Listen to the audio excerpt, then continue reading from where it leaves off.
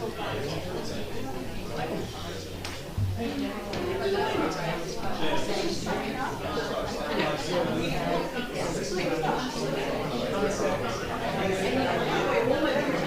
nice tonight, by the way. Thank you. So do you.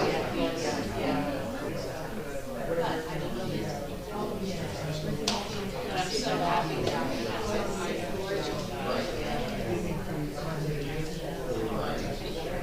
Did you do anything with the CFO today or not? I've been going back and forth all day, yeah. You know she was here, right? Oh, the CFO? Oh, yeah, I think, I'm sorry. I think she's, yeah.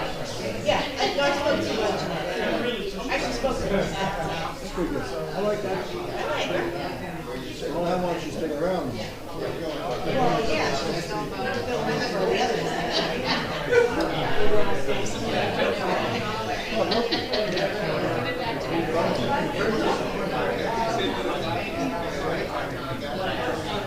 Was that a nice birthday? No, don't take it that way, please. I don't get it done early, then I'm getting Okay, go ahead and hand that one. Yeah, that's done.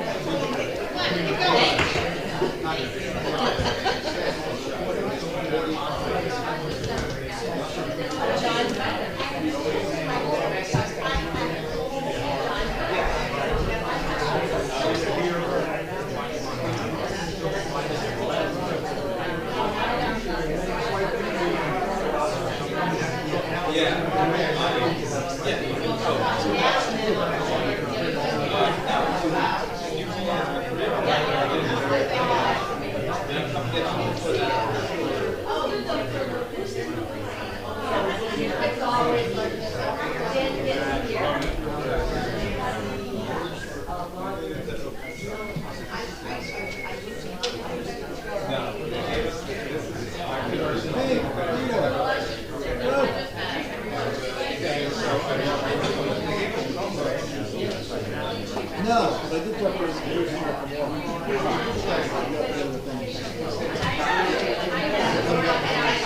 That is on the computer.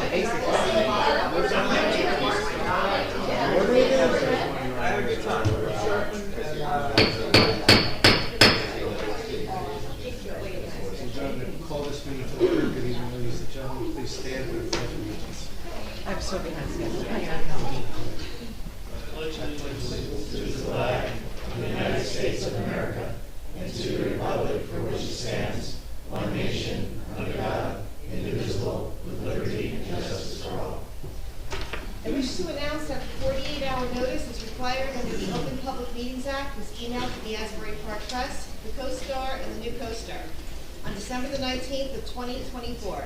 That a copy has been placed on the bulletin board in the borough office and that a copy has been filed with the municipal clerk. As a courtesy to the public, this meeting may be attended via Zoom. If for any reason the Zoom portion of this meeting fails or is disconnected, the in-person meeting will continue without interruption, and action can and will be taken, providing that there is an in-person quorum. Ms. DeNoble? Here. Ms. Greenblatt? Here. Mr. Nowicki? Excused? Yes. Mr. Weber? Here. Mayor Gubitosi? Here. Okay, good evening, ladies and gentlemen. Welcome. We are going to start the evening with item number 5, workshop. We actually have 2 workshops. I have an old version of the agenda, I just realized. But we have two workshops this evening. We'll start with the sewer pump station with CME presenting Mr. Matlack, and we'll follow this with a second workshop. Sure. Give me 1 second.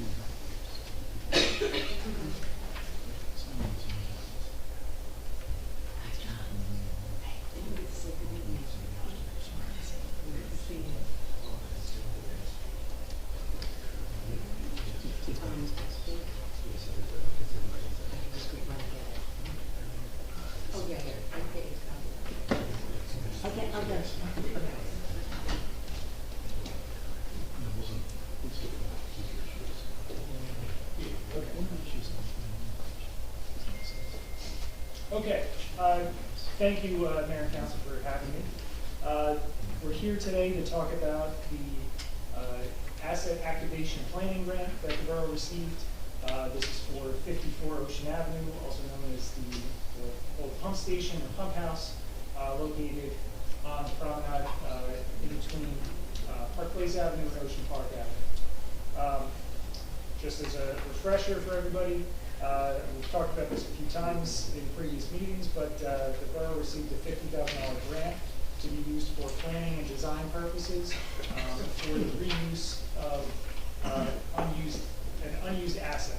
So this is a building, it's an asset of the borough, it's underutilized, so the purpose is to repurpose this building to something functional. Currently, I'm sure you all recognize this. It's the temporary restroom building that is, or trailer that's located next to this building. It's up during the summer months. So that's the current condition of what the use of this location is. So the borough has decided that it's in their best interest to try to eliminate the use of the temporary trailer. If we can get restrooms in the building, that'll alleviate the need for that. I met with the borough administrator, the mayor, public works director, as well as our architect who's here today to answer any questions if needed. We did a site visit inside the building. We looked at the existing conditions. We looked at a couple potential layouts of how we could reutilize the space. And we came up with one option, which I'll show you in a second. The other layouts that we didn't go with had less stalls and urinals per restroom, men's and women's, than what we could have fit, had a smaller concession area. So we put some thought into a couple different layouts, but ultimately we agreed that this one that I'm going to show you right now is the best one.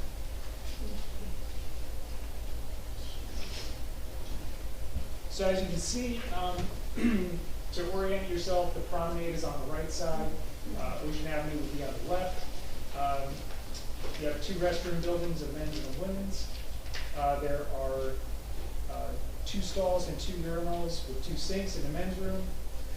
4 stalls, 2 sinks in the women's room. Both restrooms have a baby changing station. Then you have a couple of storage closets. And then along the promenade is your concession area. There's the concession area. It's intended that it's not going to be any cooking done at the concession area. That would require grease trap, exhaust fans, different health department requirements. The intent here is to have it as more of a snack stand, bottled water, things like that. Maybe sunglasses, you could sell out of there. It will have a 3-compartment sink, which is per building code. And then I'll show you a quick rendering of what the outside will look like. So you've got the view from Ocean Avenue. The facade of the building is intended to match other buildings that are in town. Because of the slope from the sidewalk up to the promenade and having to have a level surface for all the doors, we may need a railing there. If we do, it'll be the intent to match the railing that's on the promenade. So what you can see here is the right side entrance to the restroom building, the restrooms in the building, and on the back side is the promenade, which has the concession stand. And I'll show you what that looks like.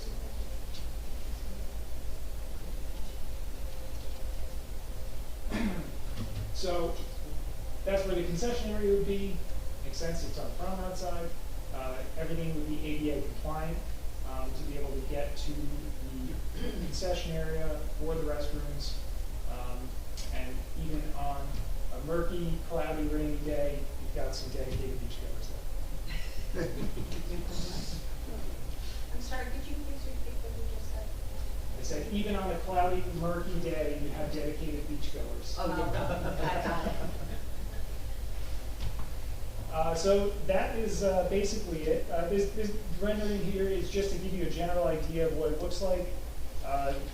And it's maybe not necessarily to scale, but it's pretty close. And it's just superimposed on the existing area. And any questions? Thank you, Ben. So it looks like there's a lot of leveling out because when you approach this from Ocean Ave, I don't know if it's like just a bay. It almost seems like it's a 2-story building, but it can't be 2 full stories. What is the? I don't know if you can go back to that slide that shows that. The back side, it's not 2 stories, but it's sort of. Oh, it's enough to pull up back up a truck. That's Yeah. kind of what that was meant for. Then. I guess. Yeah, so this building was like I said, it was an old pump station. Right. And that was a bay, like exactly to back a truck into, unload equipment, or load equipment. And that's not in use anymore. We will cover that up, and you won't see the bay there. So there's really only like crawl space amount of level below the floor, the current floor, or crawl space, or I mean, half story, Yeah. 2 steps. It doesn't have a crawl space or anything. It has some storage tanks underneath the building, things like that. So you just level it out. Yeah, it would be leveled out. We would probably maintain that same elevation. So it would still look like that. We wouldn't raise the building or lower the building or anything like that. But you would see the door on the right side. That would kind of be the new elevation all the way across. So all the doors would match, and I'll go back to the other side to show you what I'm talking about. Presumably the. So you have a level area here where all the doors are the same elevation, and it slopes down towards the side. Presumably the chimney would stay because there's hot water and there's something that's hot. It may stay. We haven't gotten to the nitty-gritty of the design yet. We're not showing it right here. I don't know that we necessarily need it. So we probably, if we do need it, it'll stay, but likely we won't. I was just gonna say, so is that to scale, the current image we're looking at? Because it looks like the pathway that, with the railing around it is not quite wide enough for the turning radius of, say, a wheelchair. Yeah, it's not perfectly to scale, but it would be meet all codes and ADA requirements so that you could enter and exit the building with a wheelchair. So, you are staying within the footprint that is already existing there, correct? Correct. So you're not expanding or multiplying the building, which is a good thing. How about lighting for night? What were your ideas? Good with that? question. Yeah, so we probably would have some building mounted lighting just for like security purposes, over the doorways, but they would be, not floodlights, they would just be kind of downward pointing, lights, just to illuminate the doorway. Okay, that's why I wanted to make sure that it wasn't going to be in the residents' eyes and all that. Correct. Okay. And there would not be any flashing lights or anything like that. It would Good. Just be security. Okay, and it looks great. I mean, we've come a long way, and I love the simplicity, and I love bathrooms by the playground, so bravo. I just want to know now, when is this gonna happen? Couple more quick questions, or actually one observation. What I also enjoy about this view is we no longer have a bathroom trailer here. So Yeah. we're replacing that with hopefully a very legitimate functioning building. Ben, you mentioned to me, what is the position now on heating and air conditioning of the building? The intention was not to, heat or air condition the building. It's seasonal. If the borough wanted, we could heat it, so it could be used year round. Air conditioning would not be the intent. And again, just my reaction, we'll let the public weigh in, we'll let the council weigh in, but I'd be inclined to consider heating, so you could have year-round access for, beachgoers in the off-season. On the other bathroom seat? Yeah, well, the one by the rain are open year round, and they put heat in that so we can have one. Okay. And it's literally only a few blocks away, so. What, have two bathrooms open year Right. round, they're a few blocks away Well, from each maybe- other. We got it covered with one, if you. This is true, it's a good point. It's, Talk to the maintenance people and say, is it super heavily used, does it seem like it's Right. okay? It's fine. Okay. We have some time to decide, I imagine. Yeah. Okay, what broad timeframe, then we'll turn this over to the public.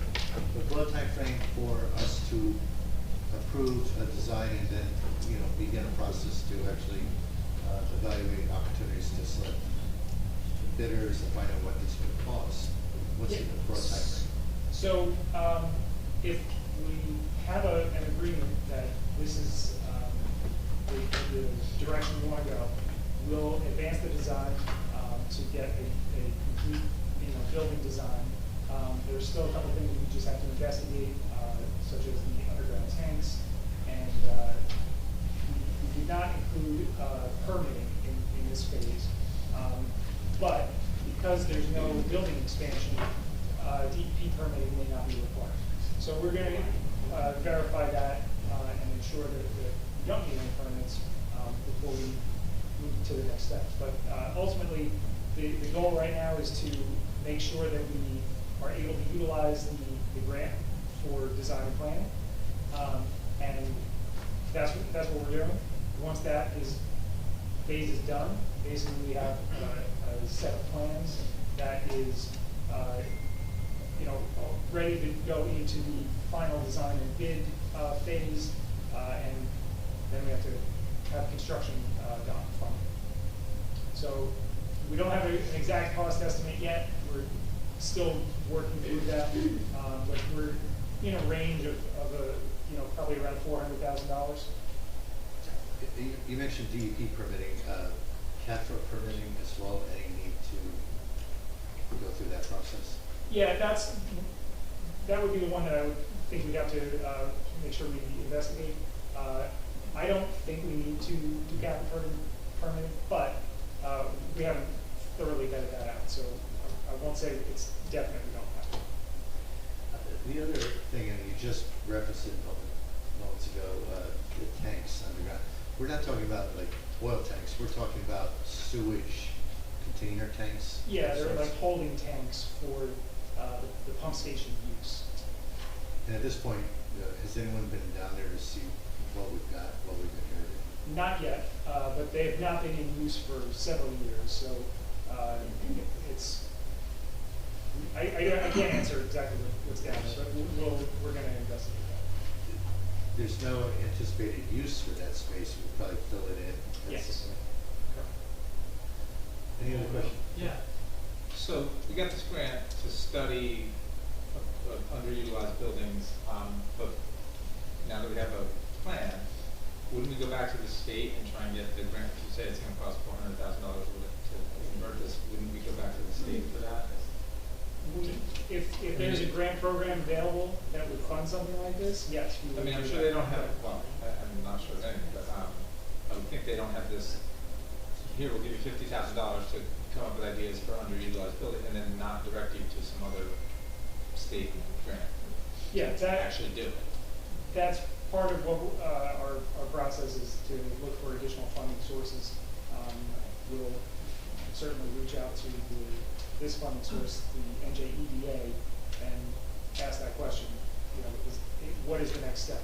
How can the borough also get additional grant funding for the implementation of this plan? This would be paid out of the beach fund, not taxpayer money, correct? Unless we get a grant. Once we get a grant, there you go. Okay. So Ben, thank you for staying within the footprint. We went through this a few years ago. I'm sure some of our residents remember there was at least an exploration of having a restaurant that would have had more lighting, probably had more activity, had a second floor at one point.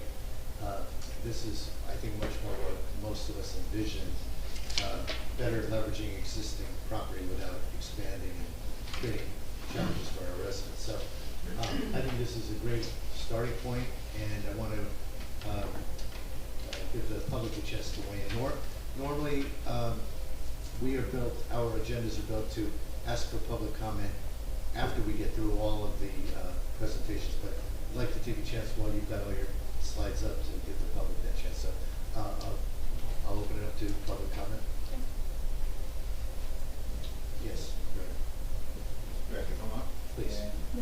And state your name and address. To the side. Whatever happens. Somebody put it. Rick Bartolome, 116 Newark Avenue. Just a quick question. If the storage tanks have to be removed, then do you have to demo the entire building, or how does that work in the sequence? That's to be determined. We haven't figured that out yet. Okay, so it's a possibility you might have to demo the whole building? No, not necessarily. They likely do fill them in. Okay, that's it. Questions for Ben, basically. Linda Duffy, 312 Lindley. Is there any possibility, I don't want you to change the plans too much, but because the park is there, to have a family bathroom put on the park side and make the other two bathrooms smaller for the male and female, only because I have been to that park with toddlers and it was hard getting out of the park to get to the trailer to use the facility with a little child. I don't know if that's possible. So we did look into that.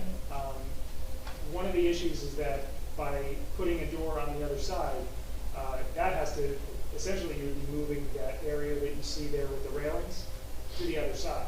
No, And it's not higher, it's at ground level on the other side. correct, but you still need you can't have it be mulched, it has to be ADA accessible, so you need like a sidewalk area, and that encroaches onto the park, and you have the swings that are right there, they would have to be relocated because you need the certain fall zones surrounding the swing equipment, and it would result in additional work, and we didn't investigate whether or not there's enough space to move the swings, but that's another additional cost, and we decided we didn't want to take space away from the park. So even if they added another walkway that entered from here out to get to here, that would be ADA, because the park's not ADA, because of the mulch, correct? I'm just a thought, because it's hard for parents to do that, and grandparents especially, to get to things. Nancy,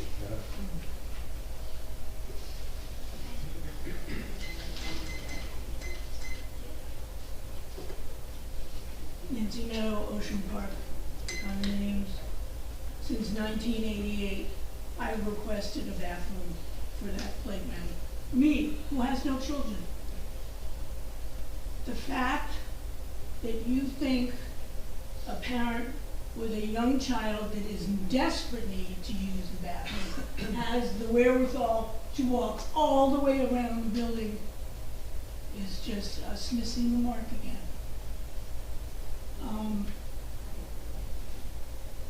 If your goal is just to have another beach bathroom, okay. But I really thought we were going to accommodate the little ones with people trying to scoop them up and get them to the bathroom. In addition, I really thought we would change the address because we know we're at the 900 block. And in this day and age, I don't understand. I'm not sure, but I don't know that we're required to have unisex bathrooms. And they're not unisex anyways, especially when little children are involved. And I'd really like to know who the we is, because we decided to do this. We decided this is better. Who's the we? Thank you. So, thank you, but I'll leave you because you're somewhat prompting a question and a response. The we are us presenting to the public at soliciting feedback. This is not a decision that has already been made. Who's the us? I'm sorry, who's the us? Who's the us? It's the governing body, the Okay, council. so city. you all were in on the design, okay? No, we're not. This is the first time we're seeing this. Okay, It's a workshop. but because This is the first time for everybody to see it. he was saying we decided, I was asking who's the we? No, okay, to be very, very specific, Yes, please. Matt Doherty, myself, and Biagio Capone Great, okay. met the engineer and they laid out a couple of options. We, three of us, thought of the three, this looked the most feasible. We did discuss entrances off the playground. The concerns we had, one was taking away space, ADA compliant space. The other thing was we don't want it to, we, the three of us, didn't want it to just be a playground bathroom, nor did we want it to just be a beach bathroom. Our initial thinking was if we're going to narrow the scope, to ask Mr. Malik to present to the public to get this feedback, let's pick the one that we thought would be the most practical. This taking away no space from the playground, again, three older gentlemen who were not thinking about it, young families, thought would not be a problem to have doors simply around the corner. So we're taking in this feedback and we will certainly reconsider. But it was as simple as let's get something in front of the public to react. Okay, I know who we are. Thank you. Okay. It's fine. Eileen? Do you, and you see this board opponent? Eileen Shishis, 112 Fourth Avenue. I love this idea, but I do feel as though if you're going to do it, you know, I really think a family bathroom on the, by the playground would be beneficial. I just, and I just think that if you have two, I just think it would be the total package. I love everything, but if it's possible to get that, just a family bathroom so they can go in and out and be in the playground, it would be beneficial. And there must be some way you can reconfigure the playground, and I don't think it's that expensive to move a swing set. I mean, I think that's all feasible. I guess to make sure we're all clear, the concern was we didn't want to channel all of the boardwalk pedestrians through the playground. No. But you're saying have a separate family bathroom on one side and two bathrooms on the other Yes, side. yes, just so ramps, if the parents are in the bath, and then the children, a parent or a child could run into that family bathroom, and then be in the playground still. And then you wouldn't have to worry about a gate or going around. I don't like the gate on the side of the road, because if that gate is not closed properly, a child could easily wander out there. Do you follow what I'm saying? Yeah. If you put a gate here, so a family member has to walk all the way around here. No, they would walk around on the boardwalk. The same way they walk out now. Okay. Yes. Okay, I thought somebody was suggesting to put a gate here so they could walk around this way. Or put the bathroom where the concession stand is. A gate wouldn't work on that side because you have a retaining wall. Oh, no, I just think a gate by a street is very dangerous for children. But I just think if you just put a family bathroom on this side of the playground, somewhere where you can connect all the piping, doesn't have to be real big, but just a family bathroom, like you see, well, the Atlantic Club, they have a family changing rooms or family bathrooms.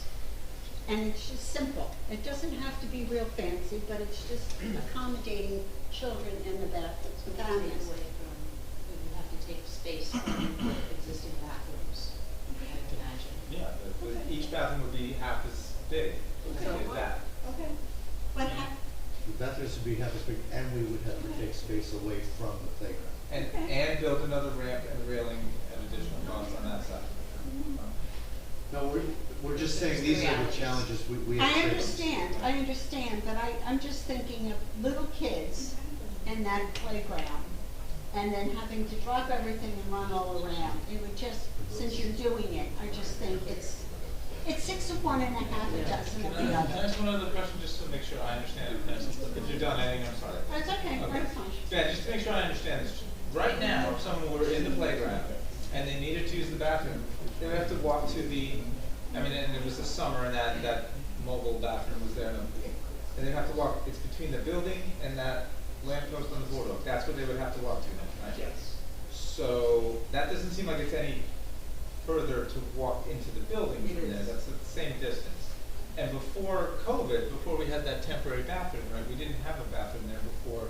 Okay, so where would people, if they were on the playground and had to go to the bathroom then, before we put the temporary bathroom there, where would they have to walk to? They would have to walk all the way down to the, well, either, I don't know which is closer, the Lorraine Avenue ones or the ones by the Cliff Avenue parking lot. Okay.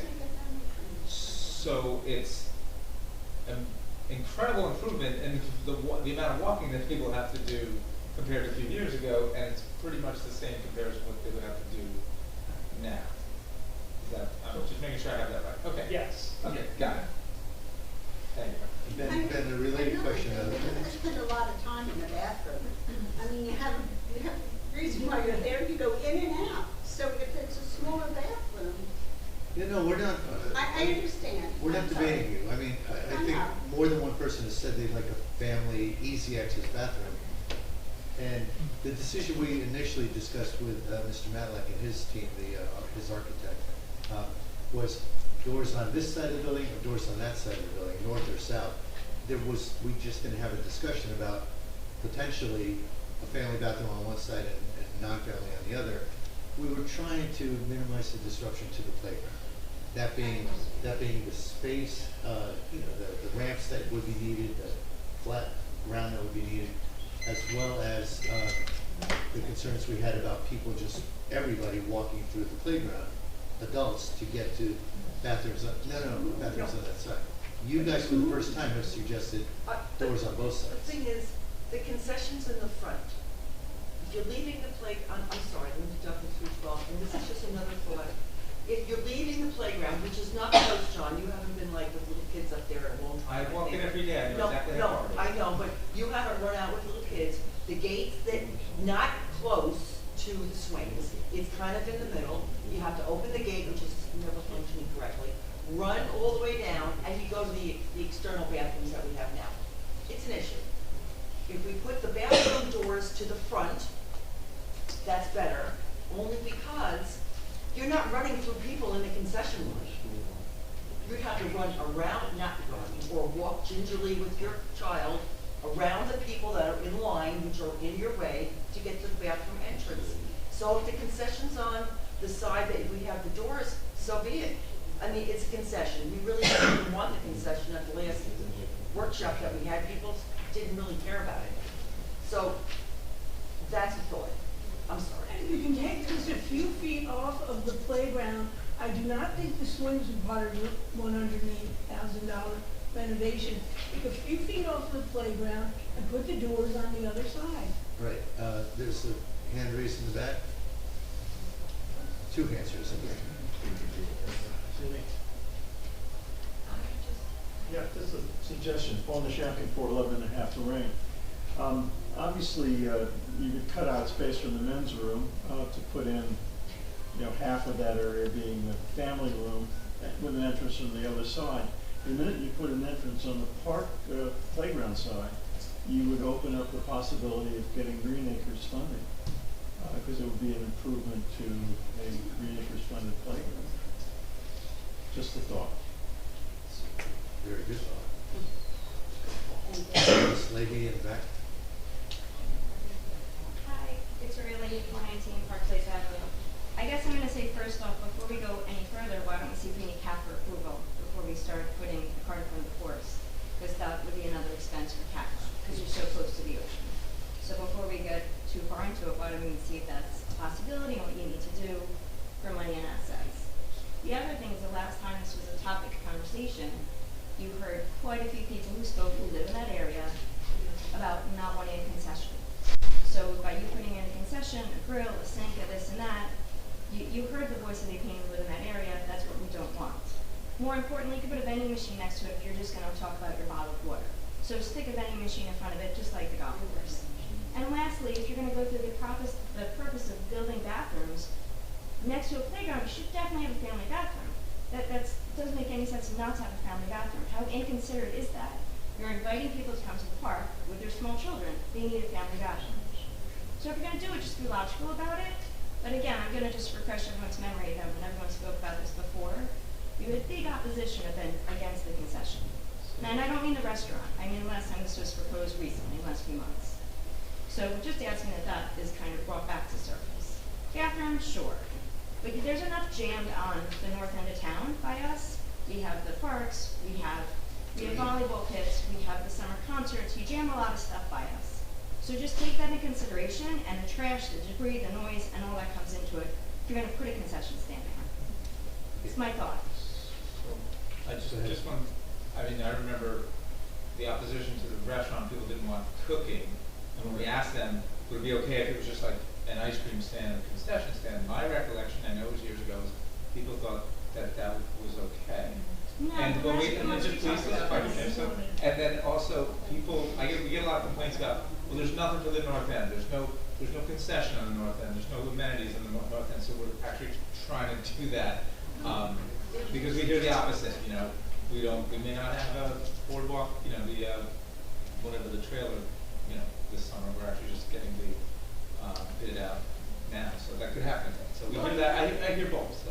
Fair, but if you live close enough, you can pack yourself a peanut butter and jelly and pack your water, and your life is good. I mean, you should be care about the residents, not your community, not the tourism that you're jammed down our throats. You should care about the people who live there and the people who are going to see it, smell it, and the debris and trash that goes with it. But I think if you're going to go through the effort of revamping this for a bathroom, you have to have a family bathroom, especially if you're next to a park. Also, the Adirondack chairs, for the record, old people can't get in and out of the Adirondack chairs very easily. Like a regular bench would be nicer to get in and out of, just saying. Logically, if you ever try to sit your bum in the chairs, old people, they get their ass stuck in it, just saying. Thank you. Yes, sir.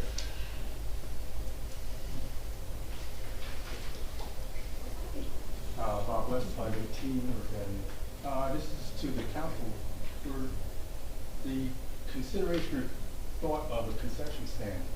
Is that going to be borough employees, or is that going to be to seek out a lease person to rent it?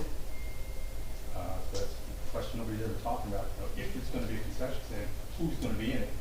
We would bid it out just like every concession on boardwalk. Second, concern to sort of what you said, the ice cream, Lily Lou's ice cream at the top end, who is my understanding has a 3-year lease, a pretty expensive lease, and the borough doesn't necessarily owe that business any privileges or not, but to put a concession stand or a competition to them, is that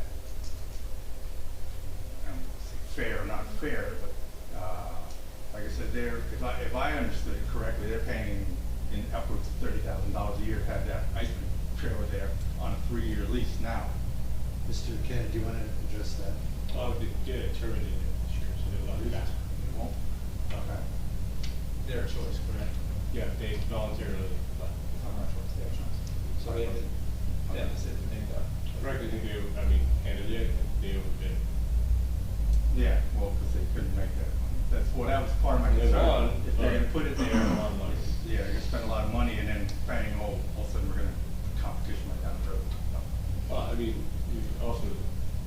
wouldn't be done for years, yeah. We could- And everybody's talking about bathroom, nobody's talking about the actual operation of a concession stand and the viability of a concession stand being there. I mean, I can tell you that the focus from all of us, I've been here for a while, other people, I mean, is really, there's concessions that people like and think are great, and we just try to keep them here at all costs, and then if the money we can get, try different things out. But you see, there's a lot of stable ones, and your governing body does you know, work to keep them here. It was nice to get the ice cream stand there, because it was absent, anything was absent for about a year or two. And they finally came, and that was good, I thought they were doing good. Yeah, and without getting into the, like, private details of people's business, that we, Matt tried very hard, I tried very hard to work with them to try to figure it out, it just didn't work out, unfortunately. But they're also not crossed off our list, in the future, they can figure it out, but we left it open with them, but they didn't want to go back. Okay, all right, thank you. Mr. Clay. Thomas Cohen, 612 Third Avenue. Mr. Matlack, this is an amazing plan, and I only wish we had it a couple years ago because it's a great place to start. In terms of, I know you haven't done the mechanical layout yet, but since we're cutting up the building and taking space away from this family bathroom, I don't see a mechanical room for the hot water heaters. Would that eat up even more space? We would explore a tankless water heater that doesn't take up much space, and it could be put probably above the ceiling in a loft area. Okay, and then are you envisioning this building to be all electric, or would it have gas service for the hot water heaters? Electric. All electric, okay. And then are you envisioning it to be two services, one for the concession and a separate service for the bathrooms to separate utility bills? No. No, it'd be just one service. Okay. Most likely, yes. Okay, and then, just for council's notes, I like the building, I think, this is like 85% of what I thought we were gonna get 2 years ago. But I would love this back area here where the stroller is and behind the building, to be dedicated for bicycle racks. Because that way it's out of the way, the park's right here, we keep more bikes from being chained to the railing at the beach. So that would be my only note, but this is very helpful to get it out to the public. Thank you. Ms. Kepler? Beth Kepler, 504 Central.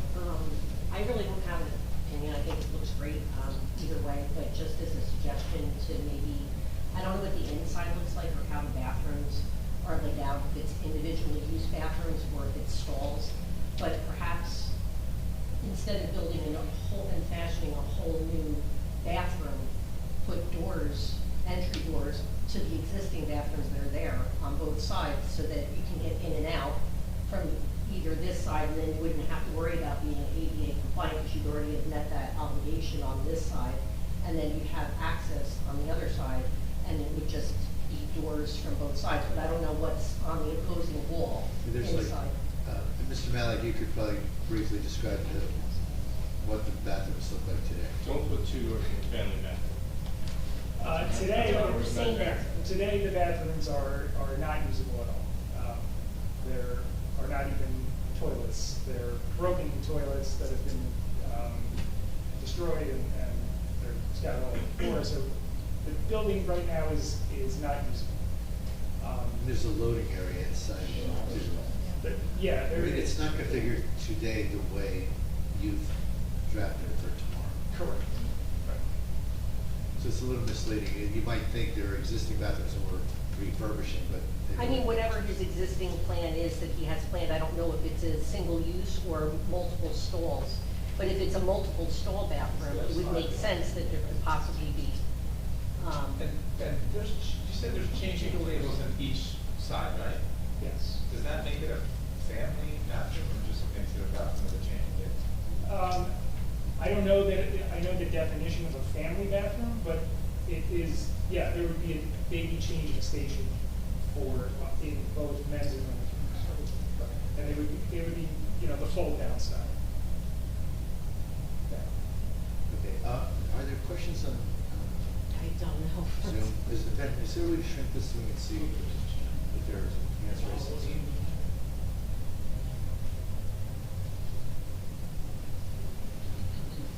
Did you just call on me, Mia Mullen? Oh. Almost, Mia. Oh, We there she couldn't is. see you, but if We your have hand, to see your hands first. if your hand is raised, then you can speak now, please. Okay. Mia Mullen, 302 Fourth Avenue. My question is, has a water fountain been considered? Will there be a water fountain with the building? Yeah, there is a water fountain existing on the promenade side of the building. Mia, did you hear that? Yeah, I did. Okay. I just wanted to make sure that that was considered. But then this point that came up with the changing stations, if you do the family bathroom, if it's feasible financially to do that, because I understand it needs a whole nother ramp to make it ADA compliant, people have to understand what the finances are, and it probably is worth spending the money given the arguments that were made tonight for having a family bathroom. So if you did that, then you could save space by taking away the changing stations in the man's and the woman's bathrooms and just have a changing station in the family bathroom, just another way to reconfigure it. Do you have to have changing stations in every bathroom? If you have a family bathroom. Just a thought, Yeah, to save yes. space. You do need the changing stations in both bathrooms, or in all the bathrooms. So Ben, it sounds like a takeaway would be to have you and the architect evaluate, is it practical? Could we fit in and when we say family bathroom, are we talking about a single toilet, a single sink? Are we talking about stalls? I'm assuming that it's a single toilet that's large enough for a changing table and a sink. Before my time is cut, just really important, because some people are going to be happy with one decision and some people will be unhappy with another decision, to present the finances of, well, here's how much more it's going to cost and here's what we have as far as the grants, so people understand why a decision is made. Of course, we all want pie in the sky, but someone's got to pay for it. So, and not all the money is going to come through a grant. We don't know. So that's really important before a decision is made, so no one feels as if a decision was made and they're mad, but they don't understand why that decision was made. Thank you, Ms. Alden. All right, thank you. I think it's great. Thank you. Okay, so good feedback. This again was there another hand? Yeah, it says even raise your hand. Oh, sorry. Eva, are you raising your hand? Yes, I am. Can you hear me? Yes. So I've been coming to Bradley Beach since I'm 10 years old, and before the playground, there were kiddie rides, and there were never bathrooms. I have no issue with a family bathroom or changing area, but I raised two little boys, and when they had to use the bathroom, I took their hands and I walked them to wherever the bathroom was, which was either, I think, Cliff or Lorraine. At the end of the day, the larger percentage of children are going to be coming off the beach. The playground is utilized during the day for an hour and a half. People go in and out. But the largest percentage of people are coming off of Park Place, off of Ocean Park, walking the boardwalk. The larger bathrooms, I believe, should be for the larger volume of people. You know, you maybe will see 20 people in the playground, but you're going to see 1,000 people on the beach. And we have not had bathrooms there ever in my recollection. So if you're going to build bathrooms, you want to build them so that the adults can bring their children off the beach, so that adults can use it. You know, it needs to make sense. That's what I have to say about it. Okay, thank you for your comment. Eva, can you please state your name and address? Yes, Eva Silbert, 216 Park Place. Thank you. Thank you. Is it a possibility also to consider moving the entrance to the playground so it's closer to the building? So it's less of a walk? I mean, I don't know. Everyone's gonna go to the playground to go to the bathroom. No. I'm just saying move the entrance to the playground. It's a gate. So that's all. Yeah, I think we've gotten enough feedback for tonight to get Ben and architects.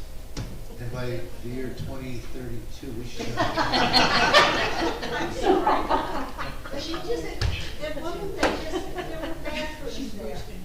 Because I'm sorry. I'm I sorry, can't I'm hear. sober. But we're good for tonight. Okay. The goal tonight was not to tell you what the bathroom is. It was to get your feedback. Thank you for your feedback. And we'll have another session. There's no rush on this.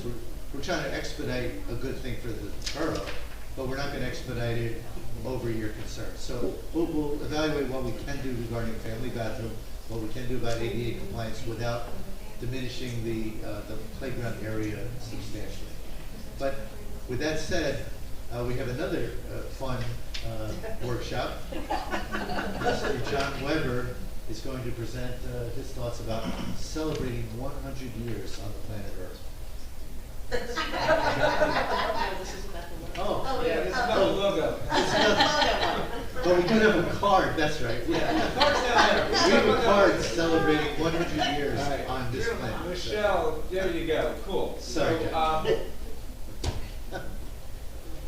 a committee was formed at my request, late 23 or early 24, to unify the branding of Bradley Beach, and you'll see why in a second. So the last mayor had us appoint an actual commission. So you go to the next slide, Michelle. And myself, I chose Councilwoman DeNoble because she's got a good eye and she's really enthusiastic about things. Amy Hall works for the borough and is really good with graphics and imaging and stuff. Kathy Smith, who's here, also works in this field. Melissa Butler, some people may know her, she's a mom in town, she's got 3 kids go to school. In 2016, when I was knocking on doors to run for council the first time, she said, you know what I think's kind of weird about the town? The marketing, it's kind of like all over the place. It's the branding is, I said, yeah, you're right, and you'll see an example of that. Her husband just happens to be a graphic artist himself, Shane Butler, and Christine Dickler joined us kind of later, but also has some really great insights in this field. So, actually, let me go to the next slide so I know what's going to. Okay, so go to the next slide, Michelle. Thank you. And so right now, like I said, the town's name, it's all over the place. It's displayed in a variety of ways, a variety of fonts. There's all these different symbols. There's different colors. There's all this stuff, and I'm going to show some examples of that. What I'm about to show you is that nobody did anything wrong with any of these images that you're going to see. It's just that there was no guidance. There was no, like, hey, this is what it's, you know.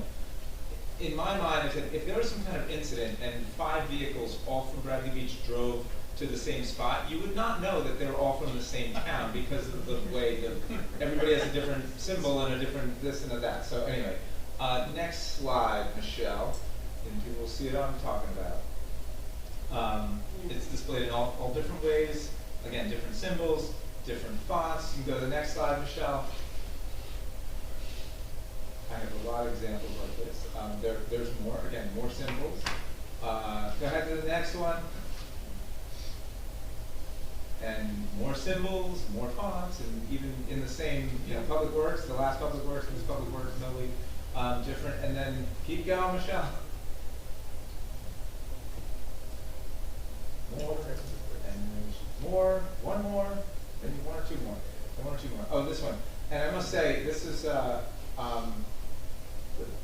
one on the left. It's on the trailer for the Hula Grill. Then the same thing is put on some letterhead, but when the letterhead's put in black and white, like in the lower right, to me that just looks like a little hamburger or something. I don't know. Anyway, you can go to the next one, and we have things like this, and the next one. This is a personal disfavorite of mine. It's just me.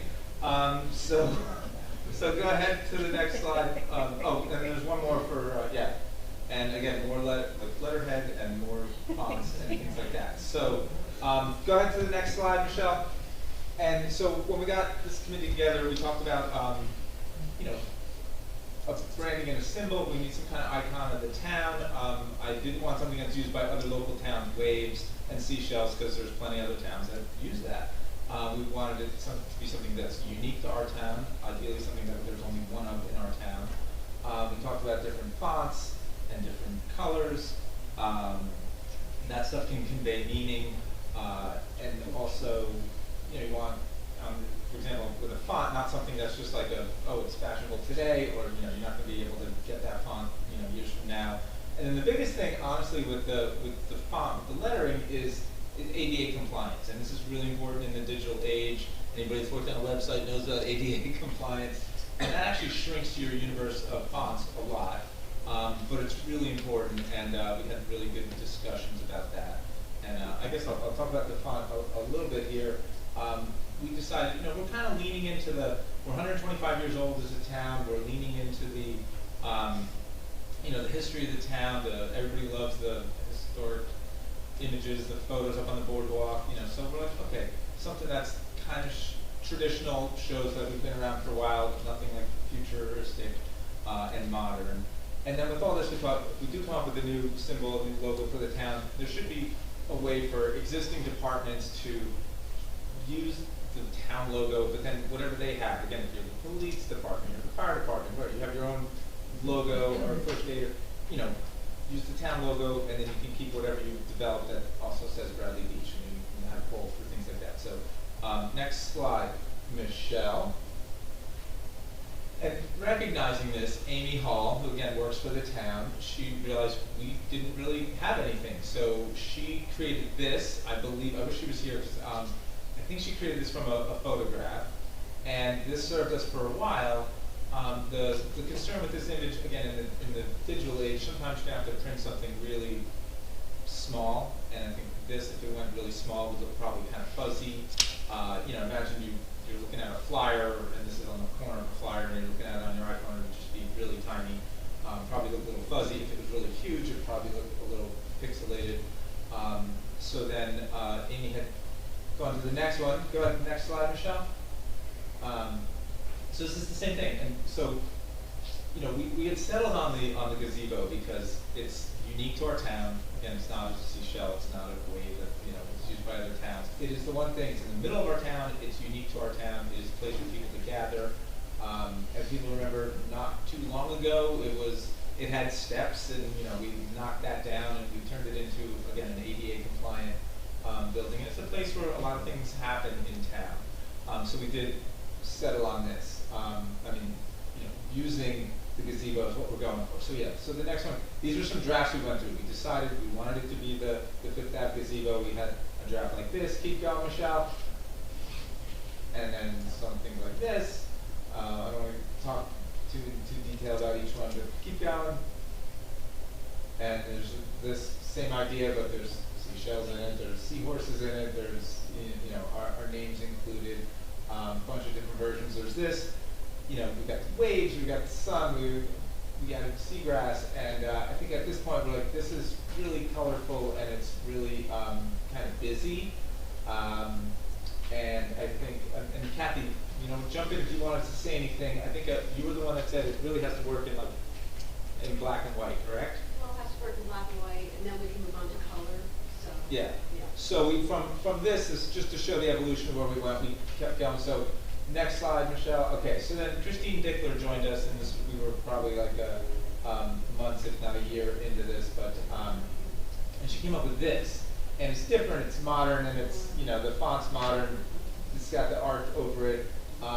It was a departure from what we were doing, but people kind of liked it. But I think the problem with this one, remind me, Kathy, is that the shading, the fact that the gazebo is just done in shades of gray. That's for some reason it's not. Reasons that I probably don't understand, it's not going to work really well as a logo, yeah, right? I thought the shading might fill it in if it was too small, and then we were concerned about the font being ADA compliant. But there were aspects of this that we liked. So we worked kind of off of this one. So you can go to the next slide, and we moved. Michelle, you can go to the next slide, and we moved into something more like this. Again, now that the font's changed, I think we're going with Georgia is the font. We kept the arc over it. We kept the grass. It's more black and white. It's not the gazebo stuff. It's not so much shaded. You can go to the next slide, and there's sort of variations on this, but there's this. This is just lines without the shading. It's not a huge difference. And then go to the next one, Michelle. I just had to put the word draft on every single one of these. This one just had like thicker, bolder lines, and we saw just playing around with how we like that. And then I think go to the next one. And this we sort of settled on. This is one that we really like kind of the most. And I should say, we are taking. See Ben, thank you. We are taking some liberties with this because if you know the front gazebo, the Fifth Ave gazebo, the openings are if you're looking north and south. So if you're standing to the north or the south of it, that's where the openings are. If you're looking, you know, east or west, if you're looking out where you would actually see the grass, it's closed, right? The openings are on the side. So we sort of turned it to make it seem like it's open to the east or west. So this gives the idea of you're looking out towards the dunes and the grass is on the side. And then I think there's one final slide that has like the same image. It has to, kind of the reverse of the negative of it. And so we kind of like this for a logo for Bradley Beach. Before people ask me, this is nothing final. This is nobody. But I did list who's working on this thus far. And the next slide is, I think we're kind of in uncharted territory because we've never done this before. It's like, what's the next step? Are there some maybe tiny further refinements? Do we have a discussion, amongst the council and what else? And that's kind of it.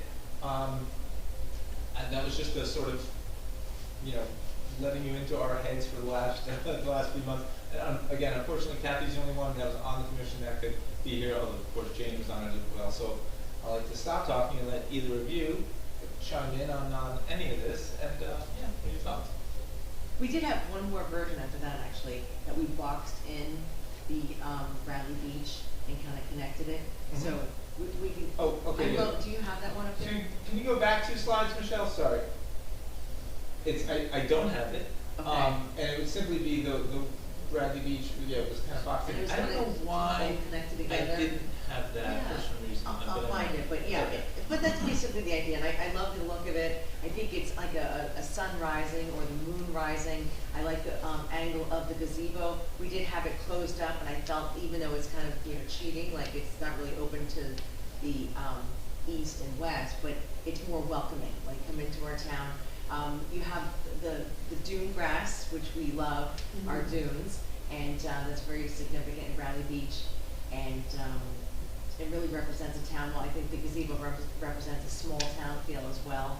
So you say a lot with this logo, because it kind of encompasses who we are, and I think it's in the history as well, established 1893. So it's a lot going on there, and it's really simple, but it says a lot. Okay. Can we show the final one? Is that it? No. Oh, sorry. Can you go one more slide forward, Michelle? Sorry. And then there's another version. Oh wait, one more forward. Sorry. Keep going. I think you're going backwards. Yeah. No, you're going backwards. Can you go forward? Yeah. Yeah. Here we go. No. Yeah. That's either way. And the thing about a logo too, it has to work both in black and then in white on a dark background. So we worked on that. I think Shane did a great job on the design. Simplified the line work because again we didn't want it to be too busy. And we love the font on this as well. And it was a real team effort, and it took us a while to get here, but I think everybody was really happy with it. We took some time off in the middle. That Jane mentioned, it really represents the town. And I just want to say one thing. I know I mentioned Christine Dickler, that version she had. Everything after that, Shane Butler had done. So I think we neglected to mention his name. And these people worked as all volunteers, and they put in their time and they put in their effort. And I'll say one final thing. Amy Hall has expertise in this area, so she started putting it on merchandise, and she had like just images of this on like a shirt and a cup and a glass and a bag. And so she's going to suggest some really other minor refinements that I think just make it better for going on merchandise, and I trust her on that. So, but yeah, everybody put in a great effort. Two questions. Sure. So the image itself actually becomes a square, right? Wherever you're going to put it, right? You have to have it's bordered as a square. I believe that Shane might be able to do iterations where it can be shown vertically as well. I mean, horizontally. Got it. As well. And then where would the verbiage for any of the departments go in your vision? The police department, the fire department, whatever, any of the departments. I think John. Yeah, I was thinking, if let's just say I was thinking letterhead or something, right? It's like this is in one side and this is Bradley Beach, and also a thing like this. We're gonna have situations where just the image is separated from the word Bradley Beach. Like say we have letterhead and across the middle on the top it says Bradley Beach. We probably just put the symbol of the the gazebo on this side, and then whatever the police department used for their, on their side, it's a shield. I think the chief is displaying it right now, right there. It's just similarly, fire department has one, first aid has one, so I would envision, both could go up there. But the point is that, and we're not gonna change everything and, strip every logo, tomorrow. It's over time, as we're replacing a sign, as we're getting a new vehicle, as we're getting, if this became the standard, then sooner or later, we would just look like this unified branded town, and I think that would be wonderful. So that's the idea there. So on a vehicle, let's say, not on letterhead, on a vehicle or something like that, would the department go like underneath it, or would it just be a symbol that would go wherever it goes? I mean, does this design accommodate being able to put the department as part of the logo? I think that's one of the things that's still yet to be figured out. This was important to get to this point, which is the logo, and then there's a lot more that goes how it's applied, and you would, again, when would you separate just the image from the word Bradley Beach? Do we like the way Bradley Beach Police is written on police cars right now? Things like that. Can the two coexist? I think somebody would have to take a strong look at that. So. This would start with the website. It would start with business cards, letterhead, and then from there. So it's just, you start with this, and then you take it from there. So. Yeah. Start with this, we end with world domination. Yes. I love that. Okay, that's great. So, John, I'm a little disappointed you guys didn't put little seagulls like every other beach. Just joking. No, I just wanted to thank you and Jane and the volunteers we've had. Kathy, thank you. Just for all the work you guys have put into this. I 100% agree. We do have a little bit of an identity crisis. So I think this is wonderful. I imagine, I'm going to hear from the public shortly, but I imagine most people identify with gazebo. Probably like Sean, I would wonder, how this will look in practice.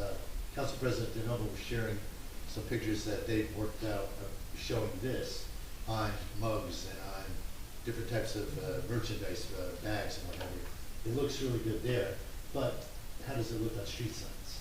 How does it look on the police car? So probably a little more, discussion, but I applaud you guys for getting us this far. I think it looks really good as a starting point, and more work to come.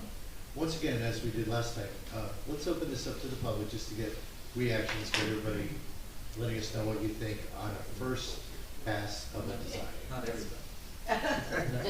I saw a lot of nodding and smiles, so I appreciate that. Thank you very much. Put it on the badges. Brigitte? I just want to reiterate what Shauna brought up and Name what and you just address. said, Mayor. You got it. Come on, you can do it. It's a workshop, Name and guys.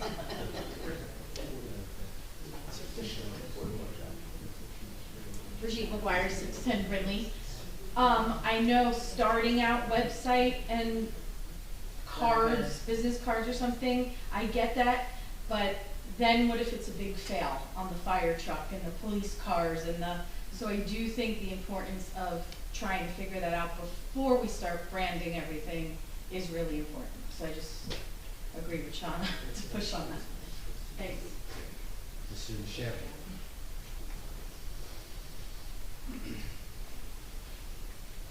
Thank you for doing this effort. I think it's needed. I still think, though, that you need to simplify a little bit more, especially when you start talking about use on different departments and adding material there. I would try to simplify the image some more, and I also would consider dropping the established 1893 date, even though I am the president of the Historical Society. I don't think that that's essential for the basic logo. Obviously, that can be added, when you want to make that point. But this logo has to be used in a variety of ways. Therefore, I think it has to be abstracted a bit and simplified a bit. Thank you. Good feedback. Thank you. Thank you. Other reactions, Mr. Cohen? Thomas J. Cohen, I agree with Mr. Champion's comments, and thank you, Councilman Weber, and everybody who worked on it, because it was a team effort, and now hopefully it can be part of our town. And I always wondered, why there was a cigarette boat in one of the logos, you know, like, was it Bradley Beach Baywatch or what? I couldn't figure it out. You know, and the diamond plate logos on the Public Works truck, I'm like, you know, but so this is a conjoined effort, and it's gonna really help our branding. Thank you very much. Thank you. Ms. Meadow? I'm the detractor. You don't have to be. I do have to be. And I do have to be. Because how many years have I said we have no branding? So great that we're getting there. I don't understand why we would be branded with a plastic building that is Victorian in style, because that is not what I think of as the history of Bradley Beach.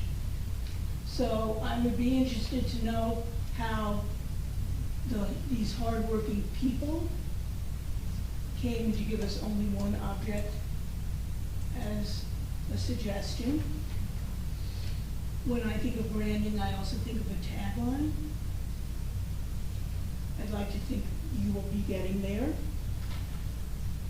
It is interesting to me that the person who, and I complained years ago, who grabbed the gazebo when she was hired to put on things, actually puts a sandcastle on her portion of the website. So that's sort of a little disrespectful for what was the direction to begin with. I don't think, honestly, other than we live at the beach and we have some dune grass, which I remember was a whole bit of contention with when that was put in, I don't see where it says anything about us. I think it's also a great drawing, but I don't think it's going to translate well. I think simple, less is more. You know, and why aren't we including those little kids at the school? It should be about Bradley Beach Breakers. That is inclusive. And I know I've said that to at least 3 of you. So, you know, I know that I've lost. I know you're getting what you want. I'm just really disappointed after all of this hard work that everyone put into it, that it was a plastic Victorian building. Just to answer your question about the schools, they have their own branding. You know, you say it's the Breakers, so they have a new Why can't we back them? mascot. They have a new mascot Yes, this I've year, seen which it. is the seagull. What's the seagull's name? Yes. I can't remember the seagull. I- And then the colors were gold and green, and then the colors were blue and blue. Yeah, but- And so they're sort of like where we are. They're not in one place as far as branding and marketing. So Maybe it's because we didn't. they could back join them. us, and No, maybe we should have joined them, given them support. I tried to put their wave in the background too, but it got too busy. Yeah. And so, And yeah. And we discussed, listen, we We did a discussed. lot of work. Let's move on, more Okay. comments? Beth Kapler, 504 Central. Again, I don't really feel strongly about it one way or the other. As long as no one's stealing our money, I'm good with what all of you decide. But I just want to say that thank you for working hard, and I just want to comment that it's elegant, and I think it's classy and it's simple, and I can see it on our beach badges already. And I just want to also say how refreshing it is to sit here and we can all not have the same opinion, and we can all laugh and joke and share our opinions and start to move forward, and it really feels good, and I just wanted to say that. Thank you. Thank you. No other comments here, anyone? We have one here. Yes, Don. Mr. Greenberg.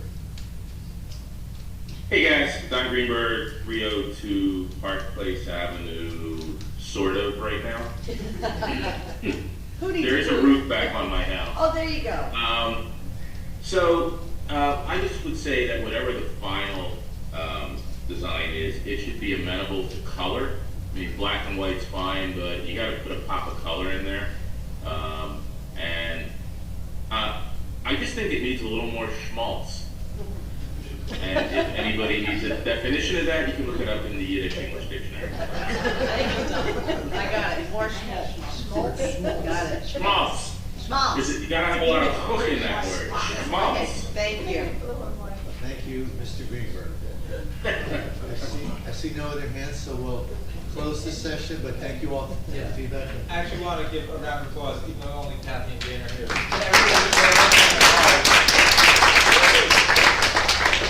we have like, still some work to do, so thanks very much, everybody. Kathy, if you could work on the schmaltz part. Okay, we have two presentations to do this evening. The first one, we're going to join our municipal clerk as we read a proclamation for Municipal Clerks Week. That's all. I love this. Are we all going down there? Yeah. We all. I have to do that. Oh, yes. And you're gonna have to take a picture of yourself with us behind you now. Okay, I'll do this one. This is the 55th Annual Professional Municipal Clerks Week, May 4th through May 10th. Whereas the office of the professional municipal clerk, a time-honored and vital part of local government, exists throughout the world, and whereas the office of the professional municipal clerk is the oldest among public servants, and whereas the office of the professional municipal clerk provides the professional link between the citizens, the local governing bodies, and agencies of government at other levels, and whereas professional municipal clerks have pledged to be ever mindful of their neutrality and impartiality, rendering equal service to all, whereas the professional municipal clerk serves as the information center on the functions of local government and community, whereas professional municipal clerks continually strive to improve the administration of the affairs of the office of the professional municipal clerk through participation in educational programs, seminars, workshops, and the annual meetings of their state, provincial, county, and international professional organizations. Whereas it is most appropriate that we recognize the accomplishments of the office of the professional municipal clerk. Now therefore be it resolved, governing body of the Borough of Bradley Beach, do recognize the week of May 4th through May 10th, 2025 as Professional Municipal Clerks Week, and further extend appreciation to all professional municipal clerks for the vital services they perform and their exemplary dedication to the communities they represent. Dated this 15th day of April, 2025. Thank you.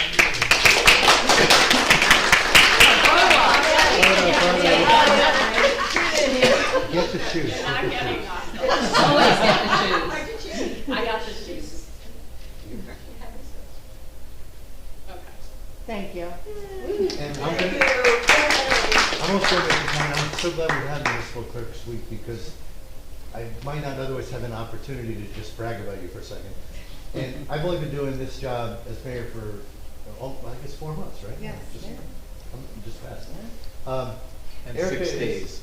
Yeah, 4 months and 6 days. I can say now from a mayor's perspective, when I see that, how the sausage is made and all of the work that goes into preparing for every meeting, all of the Oprah stuff that goes back and forth, Erica is a crazy devoted employee. She works so hard, is so conscientious. And the quick story I'm going to mention, because it describes this woman, heading into our very first meeting on January 1st, I got a text from Erica, can I talk at 11:55 New Year's Eve. It was 5 minutes before New Year's Eve. And I'm staying up with my glass of champagne ready to bring in the new year. And I get a text, and I text back, can I call you in 10 minutes? I just want to get the countdown, right?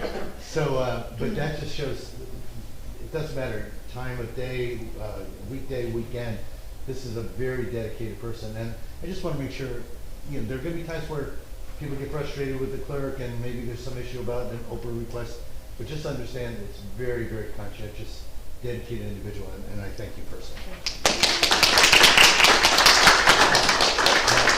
If I could just ask everybody to also give a hand to Michelle because she's.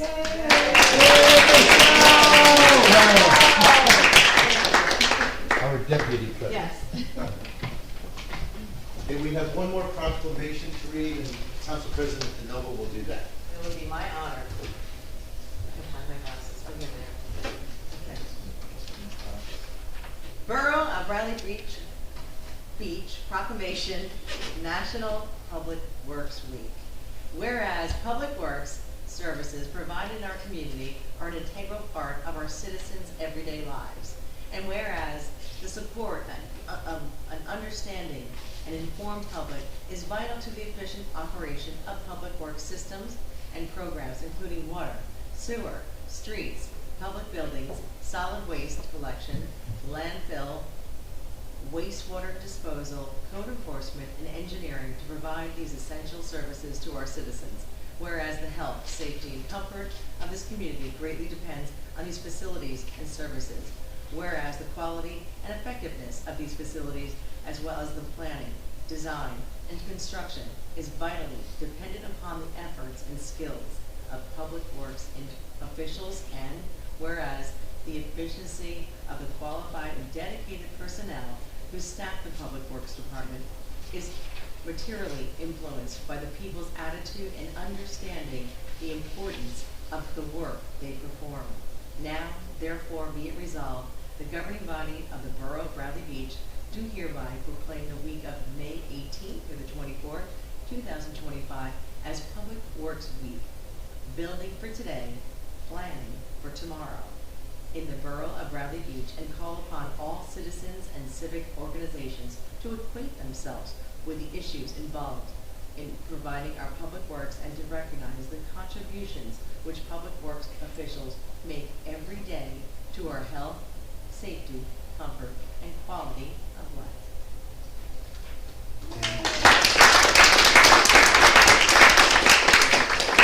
I'm going to make one more quick comment about our Public Works group. I think I'm preaching to the choir here when I say everyone appreciates everything these individuals do for us, for our community, and we see them every day, whether it be helping us picking up garbage and recycling, taking care of our beachfront. I mean, there's so much they do.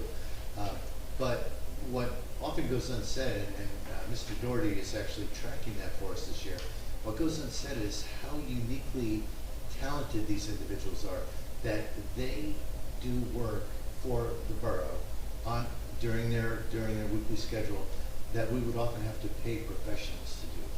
For example, they're going to put pavers in and repair pavers on our rec center.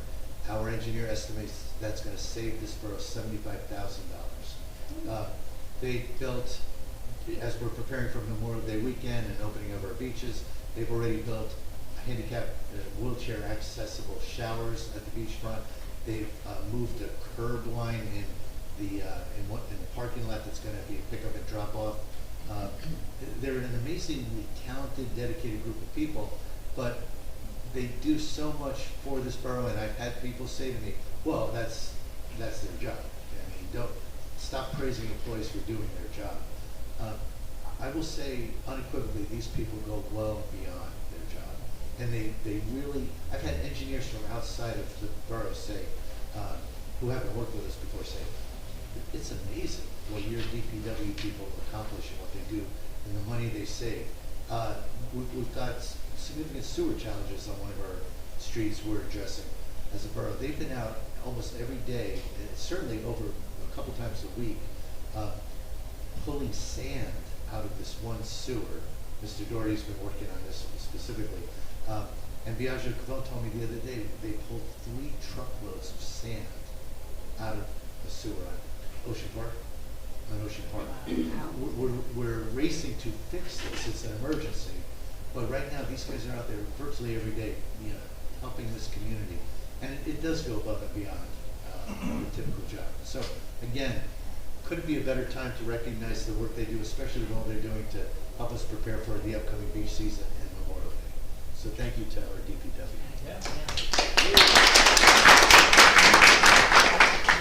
Okay, I'd like to move on to item 7 on our agenda, the approval of minutes. Let's see, do I have a motion to approve April 15th? Anyone here? Oh, you weren't here? No, I was here. I'm trying to spread the love. Okay. I'll be happy to make the motion to accept the minutes of April 15th. Second. Ms. DeNoble? Yes. Ms. Greenblatt? Yes. Mr. Nowicki excused, Mr. Weber? Yes. Mayor Guptizzi? Yes. Anyone care to make a motion for April 29th approval of minutes? I will make a motion for April 29th, special meeting minutes. To approve them? To approve them. I will second. Mr. Noble? Yes. Ms. Greenwood? Yes. Mr. Nowicki excused, Mr. Weber? Was not here. Mayor Guptizzi? Yes. Move to item 8 on the agenda, public comments or questions pertaining to this agenda specifically. Yes. I would like to ask, If you could oh, come I'm up. sorry. Just state your name and Yes, address. I'm sorry. Luann Bartlett, 312 Main Street. And I would like to ask Mr. Doherty what the status is on 310 Main Street with the tent, with this outdoor storage facility that's going on over Ms. there. Bartlett, I'm sorry, this may not be related to an agenda item. I know, But but I can't speak about it. I can't ask Mr. Doherty. You can, but Okay. there's a reservation for public comment on all other items at the end of our agenda. I'll tell you in 1 second. Okay, It is agenda item 14. so I have to wait till then. But I mean, you could call Matt anytime. You have his business card, right? Do you want me to call him? Yes. That's what he's there for. He always answers the phone and he'll help you anytime. I don't want anyone to feel they have to wait for a meeting. No, right, Yeah. I do speak, I have spoken to him. Yeah. And I've spoken to the rest of you, but I just thought that maybe it's been another month and I wanted to know what's going on. You should call him every day. I'm gonna call you every day. Anytime. That's what Thank he's you. here for. That's what we're here for, to help Okay. answer And I'm questions. sorry to cut you off, we're just trying to. That's follow. okay, Yeah. I understand, thank you. And you have his card, right? I do. Okay, good. Thank And you. anybody else needs it too. He's great at answering questions. He answers my questions. I call him a lot too. And we're gonna move fairly quickly through this agenda if we do choose to stay like Yeah. that. Ms. Lucas.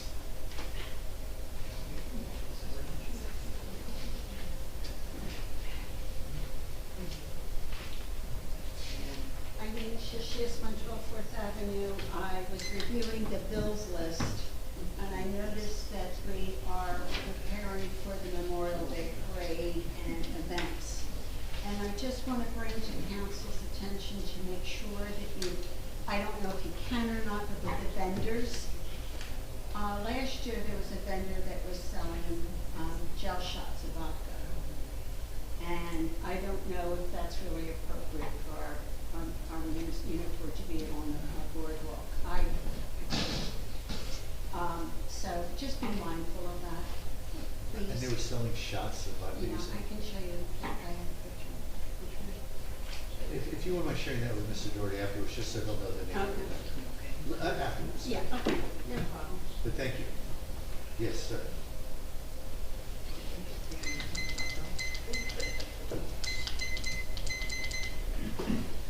Rick Bartolome, 116 Newark.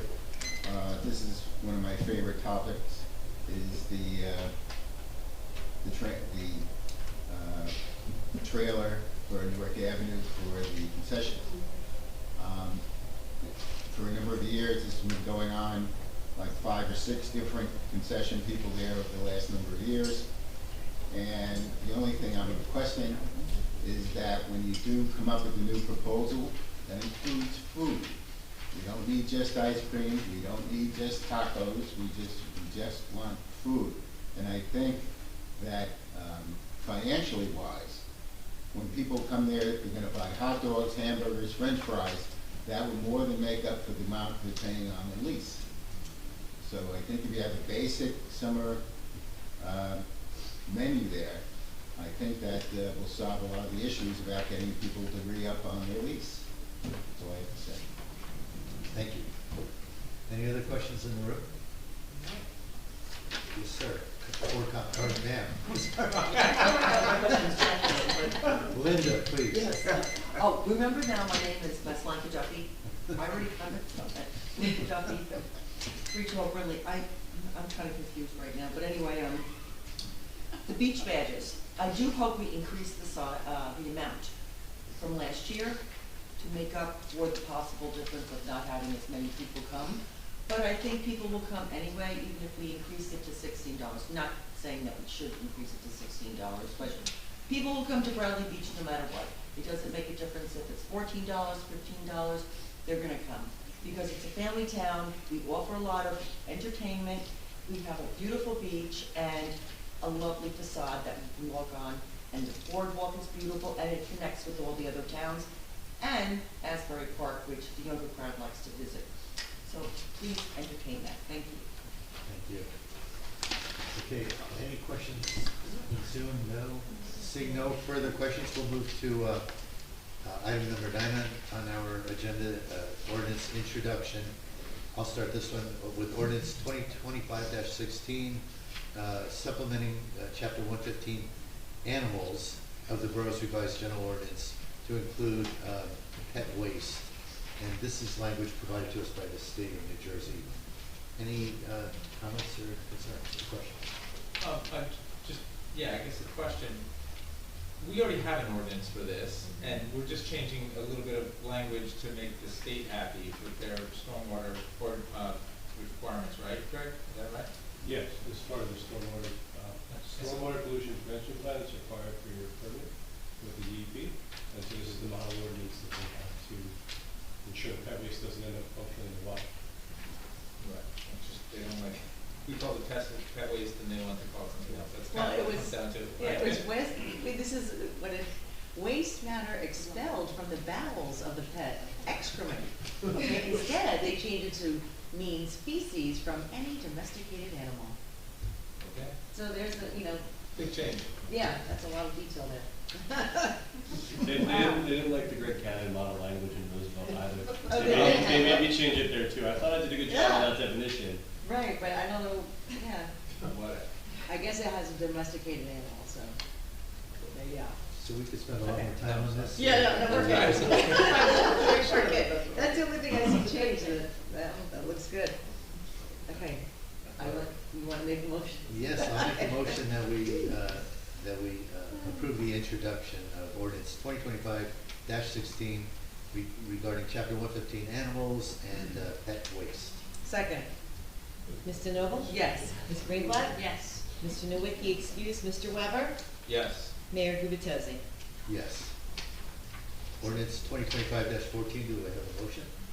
Yes, I would like to make a motion to We're actually, adopt. we're going into adoption, so you have to do a public hearing.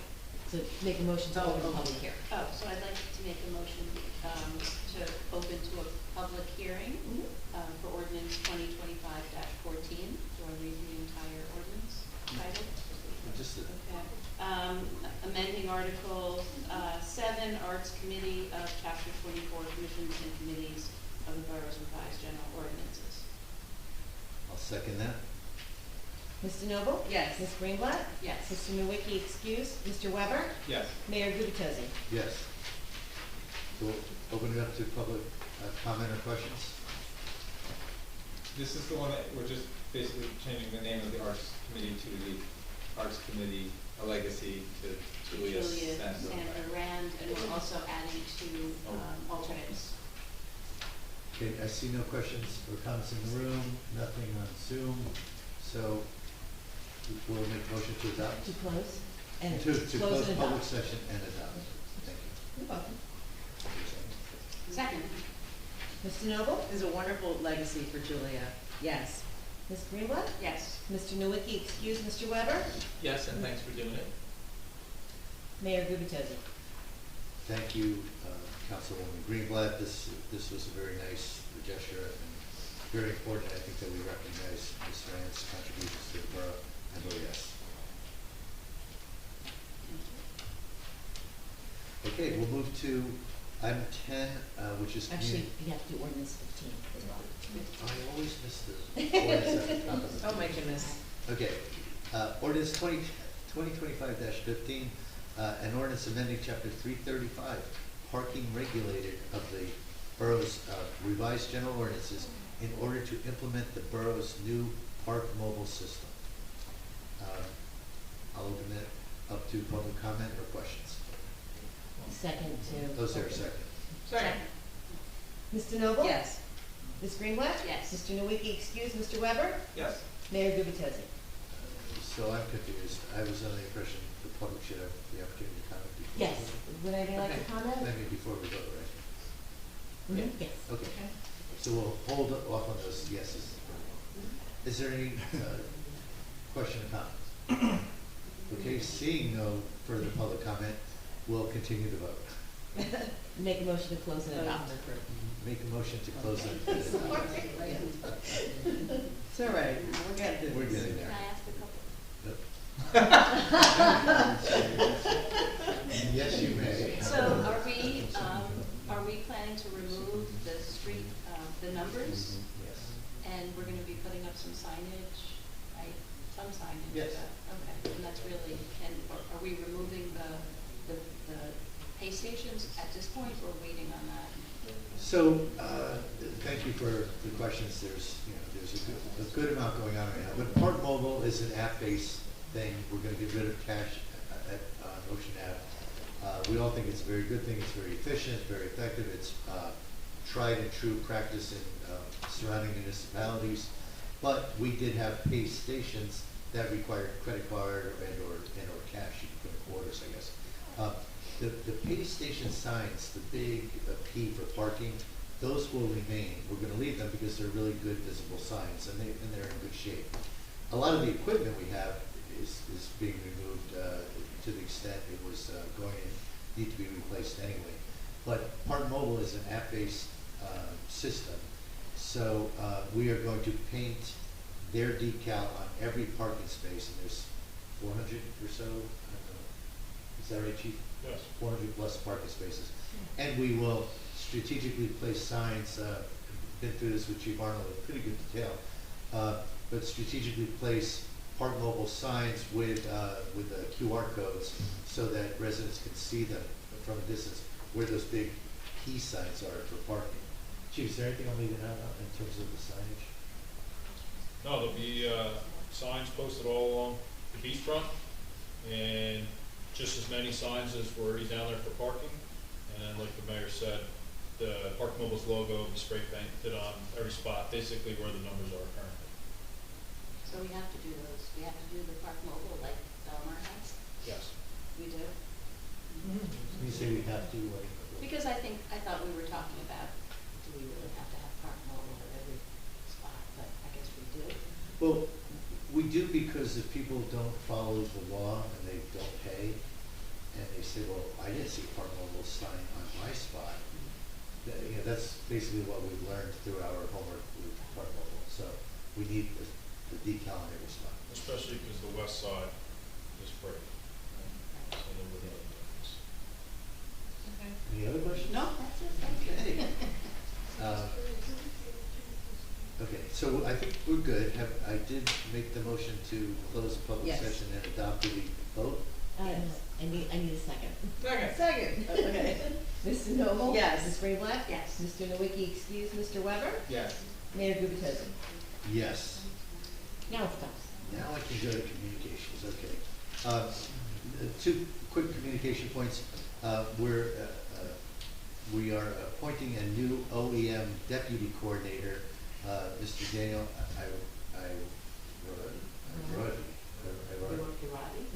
I just want to add an extra. Arati. Yeah.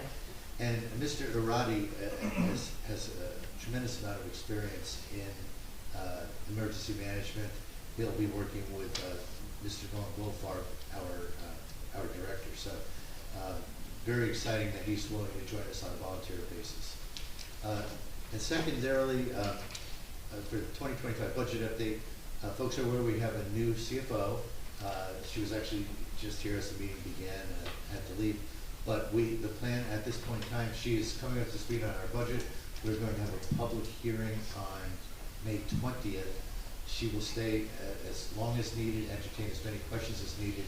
And at that time, if there are no significant questions from the public and or from the council, we'll plan to adopt the budget on May 20th. That concludes the communications. And now we'll move to item 11, resolutions. We have a number of consent agenda resolutions. Would anyone like any of these discussed or voted out separately? Okay. I'll make a motion to approve consent agenda resolution items 2025-164 through 2025-173. Second. Ms. DeNoble? Yes. Ms. Greenblatt? Yes. Mr. Nowicki, excuse Mr. Weber? Yes. Mayor Gubatosi? Yes. Okay, moving to individual resolution section 2025-174, beach operation schedule for 2025. Important to note here, and hopefully everyone in the audience is aware of this, but we are slightly, the schedule is the same as it's been in prior years. The one exception is we're slightly changing the time that beach badge checkers will be working. They typically on weekends they would work till 5, weekdays work till 4. We're moving them a half an hour earlier. So weekends, for example, would be until 4:30 instead of 5. The idea is we've looked at the data. No one purchases beach badges in the last hour, really, of the day.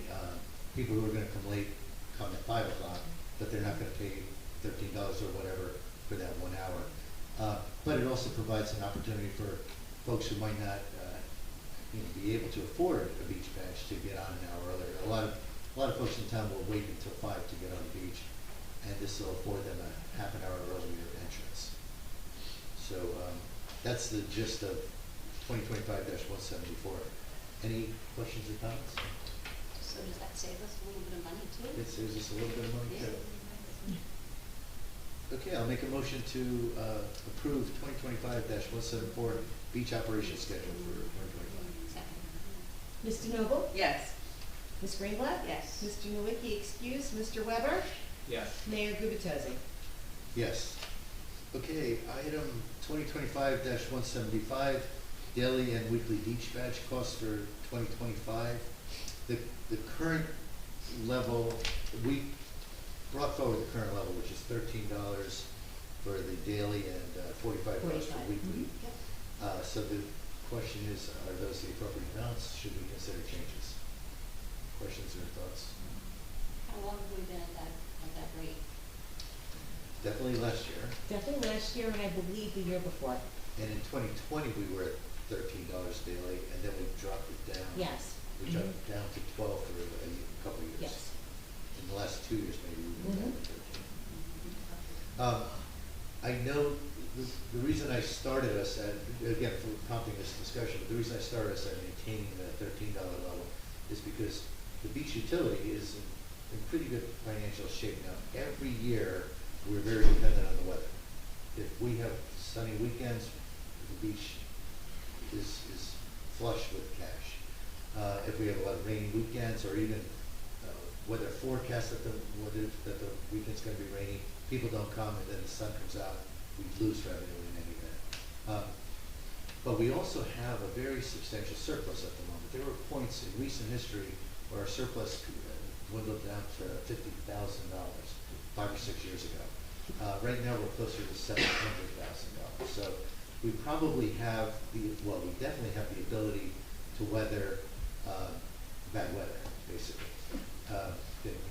Didn't intend that pun, but it just came out. You said 700,000? About 700,000. Okay, thank you. And the other point worth noting is every dollar in beach badge daily prices is worth around $100,000. So if we were to bump it up, 100,000 more, take it down, 100,000 less, again, we have a 700,000 give or take buffer it should be needed. So my thinking was to keep the prices where they are. I agree with what Ms. Duffy said earlier. I do think our pricing is very elastic, and what I mean by that is if we were to raise it $1, I don't think people are going to price shop and go to another beach to save $1. So I think it's less about could we make an extra $1? I think we could. We are tasked with the fiduciary responsibility of maintaining the beaches and getting reimbursed for that maintenance, not necessarily to add to our surplus or to quote-unquote profit from it. So I was inclined to suggest we keep the beach badge prices where they are. And I would support that. I like the idea. I think other towns in a similar situation just would say they could raise them, so they would raise them. And We increased the seasonal rates for this current year. You really Because got that no factors memory, in, huh? you know, if we we did increase it there, then we're getting more revenue in that respect. I wanna say we stayed the same on that, I don't think we We may have increased dropped anything. seniors, was this? the- Yeah, I believe so, yeah, I think yes. we kept seasonal and seniors, we dropped them the amount we raised them. Yes, mm-hmm, yep, So it's basically a wash on the season. yeah, I think it's very fair, these prices. We were leading the edge, I think we were leading edge, I think others were at 12 or 11 when we were at 13 last year. They may be catching up or they may be shadow pricing and matching or passing us, but looking at our utility, I think we're helping financially. So, no further discussion. Are we comfortable with the weekly as well? At that amount?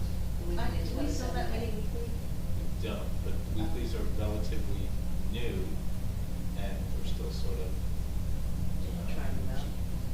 I didn't know that they're weeklies, but yeah.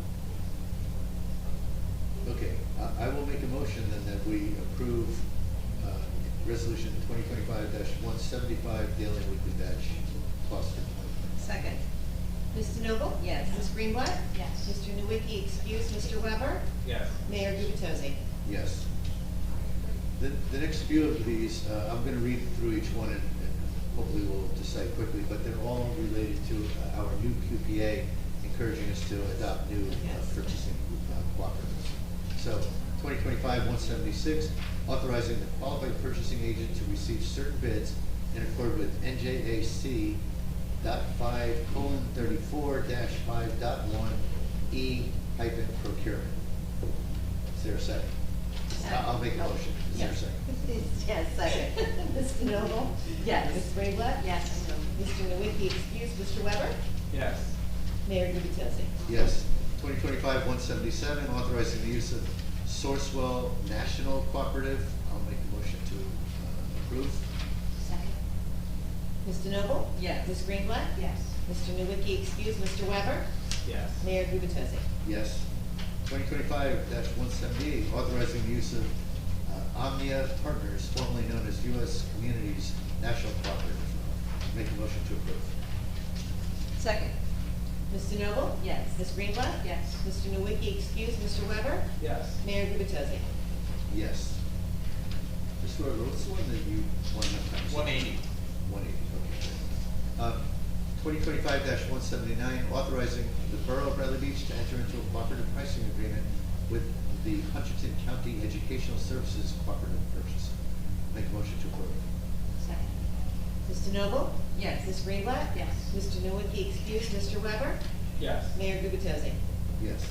So 2025-180 is authorizing the Borough of Bradley Beach to enter into a cooperative pricing agreement with the Educational Services Commission of New Jersey Cooperative Pricing System. Mr. Weber, you did want to discuss this. Yeah, this, I had a question about this because this was regarding, trying to double check. Yeah, this, wait, is this one? This one doesn't say the purchase of electricity. Sorry, I'm not finding the document. Why is it, does this seem like a different? Yeah, no, not, it's not what I mean. There was a, What number was it? 180. it wasn't the resolution, oh boy. Maybe it was 177, Sourcewell? I don't know. I'm You know, sorry. Is it possible, Erica, that there was, when you resent all these out, so they're all in one place, Mhm. was there one that was left out, because there was a? No. Okay, so then, then I didn't attach each agreement on your second. It was the agreement. It was the agreement, yeah. The okay. agreement is the one that talked about electricity, but doesn't, the resolution The doesn't talk about resolution electricity. doesn't. So, just so people know, my concern is that we've been working on this sustainable Monmouth, it's an agreement with 7 other towns in Monmouth County to hopefully buy electricity cooperatively and save money. It's never panned out because the price of electricity keeps rising. And there's no sense in entering into this cooperative unless we're actually gonna save people money. So I just didn't want us to enter into this other thing if we're somehow obligated in the one that exists. So that's why I put a flag on that. But it's only the agreement itself that talks about electricity. Yeah, yeah. You know what I'm saying? So I kinda don't know. But, Have you resolved your concerns about that? That's educational services. That's the. Okay, so then if it is at 180, then can we table that? Okay. I would like to table it. You want to get a motion? Sure, I'll make a motion that we table resolution 2025-180, possibly until the next meeting. Second. Thanks. Mr. Noble? Yes. Ms. Greenblatt? Yes. Mr. Nowicki excused? Mr. Weber? Yes. Mayor Gubatose? Yes. As folks are aware, we did lose the concession at Newark Avenue, so 2025-181 is authorizing us to advertise for bids for the Newark Avenue concession. And as noted by others, we'll make sure that it has any requests that we make are requesting an array of foods to be provided, not just, for example, ice cream alone. Is there a second? Second. Okay, please. Is there any way that if they do have an array of foods, that we can also request that there's some healthy foods? Because we have a concession on Second Avenue, and there's nothing healthy there. Well, I don't want to go to the beach with you. Sorry. You're in a bathing suit. You're in a bathing suit. You're going to eat hamburger and French fries? I don't know. We have some celery with that fried egg. I hear what you're saying. I think it's, they feel like this is what I have to sell to make the money, because we could give the concession away for less money and say they should sell healthy food. Not only, but Right. variety. I mean, it'd be great if we found a vendor like that, but we're sort of at the mercy of who bids on this thing. I think we could say, we could certainly encourage healthy foods, but, to Councilman Weber's point, folks are gonna be bidding as concessionaires trying to maximize their profitability. It might be difficult. They may not have large profit margins on quote-unquote healthy foods. That said, I know my wife has told me many times fly bowls can be very healthy, and they're big at the beach, so we just can't dictate it. Yeah. We need to see what the ice cream is. Can we ask the question if we do get to that point? I think we can put it in well, let me ask Mr. Doherty, and Mr. Cannon, both, who have a lot of experience. Gentlemen, if we want to, again, I don't think we want to make it a requirement for fear of discouraging bidding, but could we include in an RFP that, healthy foods are Maybe we could ask our new QPA. We'll make that decision. And Greg, have you also, we definitely check. I've seen them with different, I ultimately keep the will decide. But I've seen them different, where you can say ice cream concession, hot dog, we had a hot dog cart at one point. You can specify the type of food. You pointed out the market concerns. The more specific you get, the less people are going to bid. Yeah. So. And generally speaking, from my experience, parents want chicken fingers and french fries. Honestly, That's not what all kids eat. parents, not all parents, and I No, know. yeah, we don't want to even make those judgments, although, like that's what probably your parents. I mean, just to include some healthy foods, not exclusive. Well, we could ask in the bidding, we say, give us your ideas on, as you submit your bid, give us ideas on what kind of healthy foods you could, and maybe all things being equal, we could make that choice. Yeah, again, it's going to come down to, we're asking people to bid on a concession, they're going to want to make money, and we'll certainly encourage it, but if somebody's offering us 10,000 more and the food's not as healthy, we're probably going to take the 10,000. Well, that's the thing, we have to ask the QPA, I don't know if you didn't have the option of taking the one that's lower than 10,000, but they do help offer healthy food. Not if you didn't specify at the beginning, like you said, you put some sort of specification. Right, you specify you can only serve these 5, 6 items, then you can do that, but you can have a tough time. The market difficulty is that healthy foods spoil, just like, because they're fresh foods. So, that's always a difficulty when you use a concession. Yeah, the reason it's the French fries and stuff is popular because it's easy, it's frozen, and then you make it, and then you don't have shrink. So that's why it costs you more or less money. You get the same bid. Yeah, and again, I don't want to rule out healthy foods, guys. We're just right now trying to approve an RFP to ask people. There you go. All right. Okay, so I'll make a motion that we approve 2025-181, authorizing to advertise for bids for the Newark Avenue concession. Mr. Noble? Yes. Ms. Greenblatt? Yes. Mr. Nowicki excused, Mr. Weber? Yes. Mayor Gubatose? Yes. Okay, 2025-182, designating handicapped parking access and drop-off areas at the borough's beachfront. Number one, within its Cliff Avenue parking lot, and two, adjacent to the public beach entrance at the intersection of Ocean Avenue and Evergreen Avenue. Second. Mr. Noble? Yes. Ms. Greenblatt? Yes. Mr. Nowicki excused. Mr. Weber?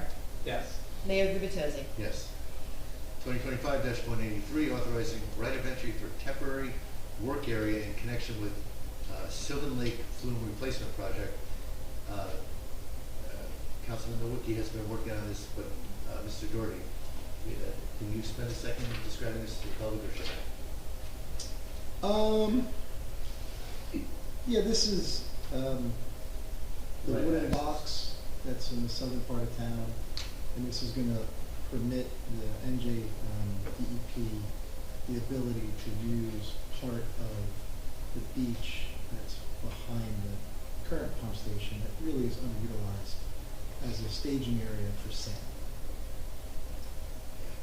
The equipment will be on the Avon side, but the sand will be on the private. Because they're doing this repair work for that outfall pipe, they need a place to put their equipment. It's a temporary easement and therefore a fairly commonplace in engineering world. Can I ask one question? This hasn't started yet, correct?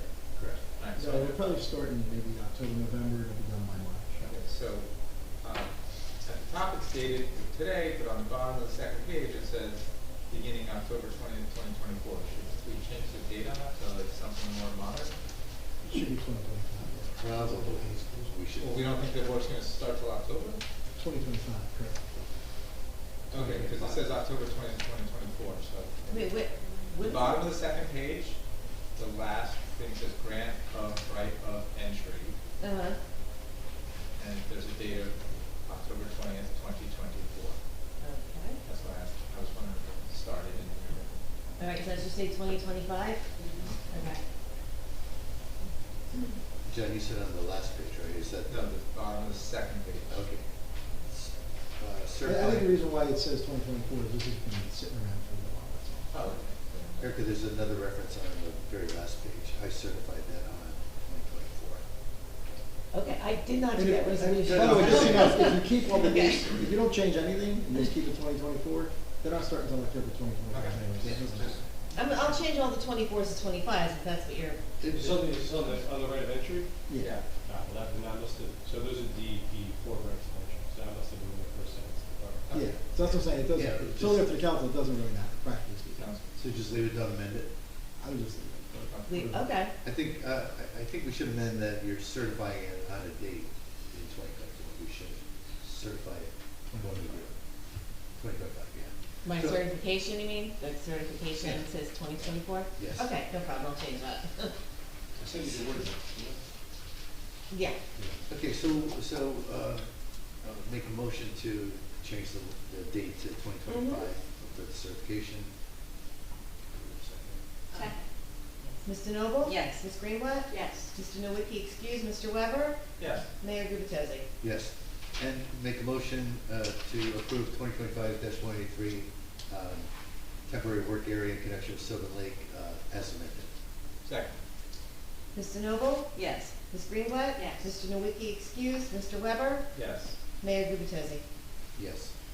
2025-184, authorizing a grant application to the New Jersey Economic Development Authority for up to $50,000 for pre-development planning to renovate the retired utility building at 54 Ocean Ave.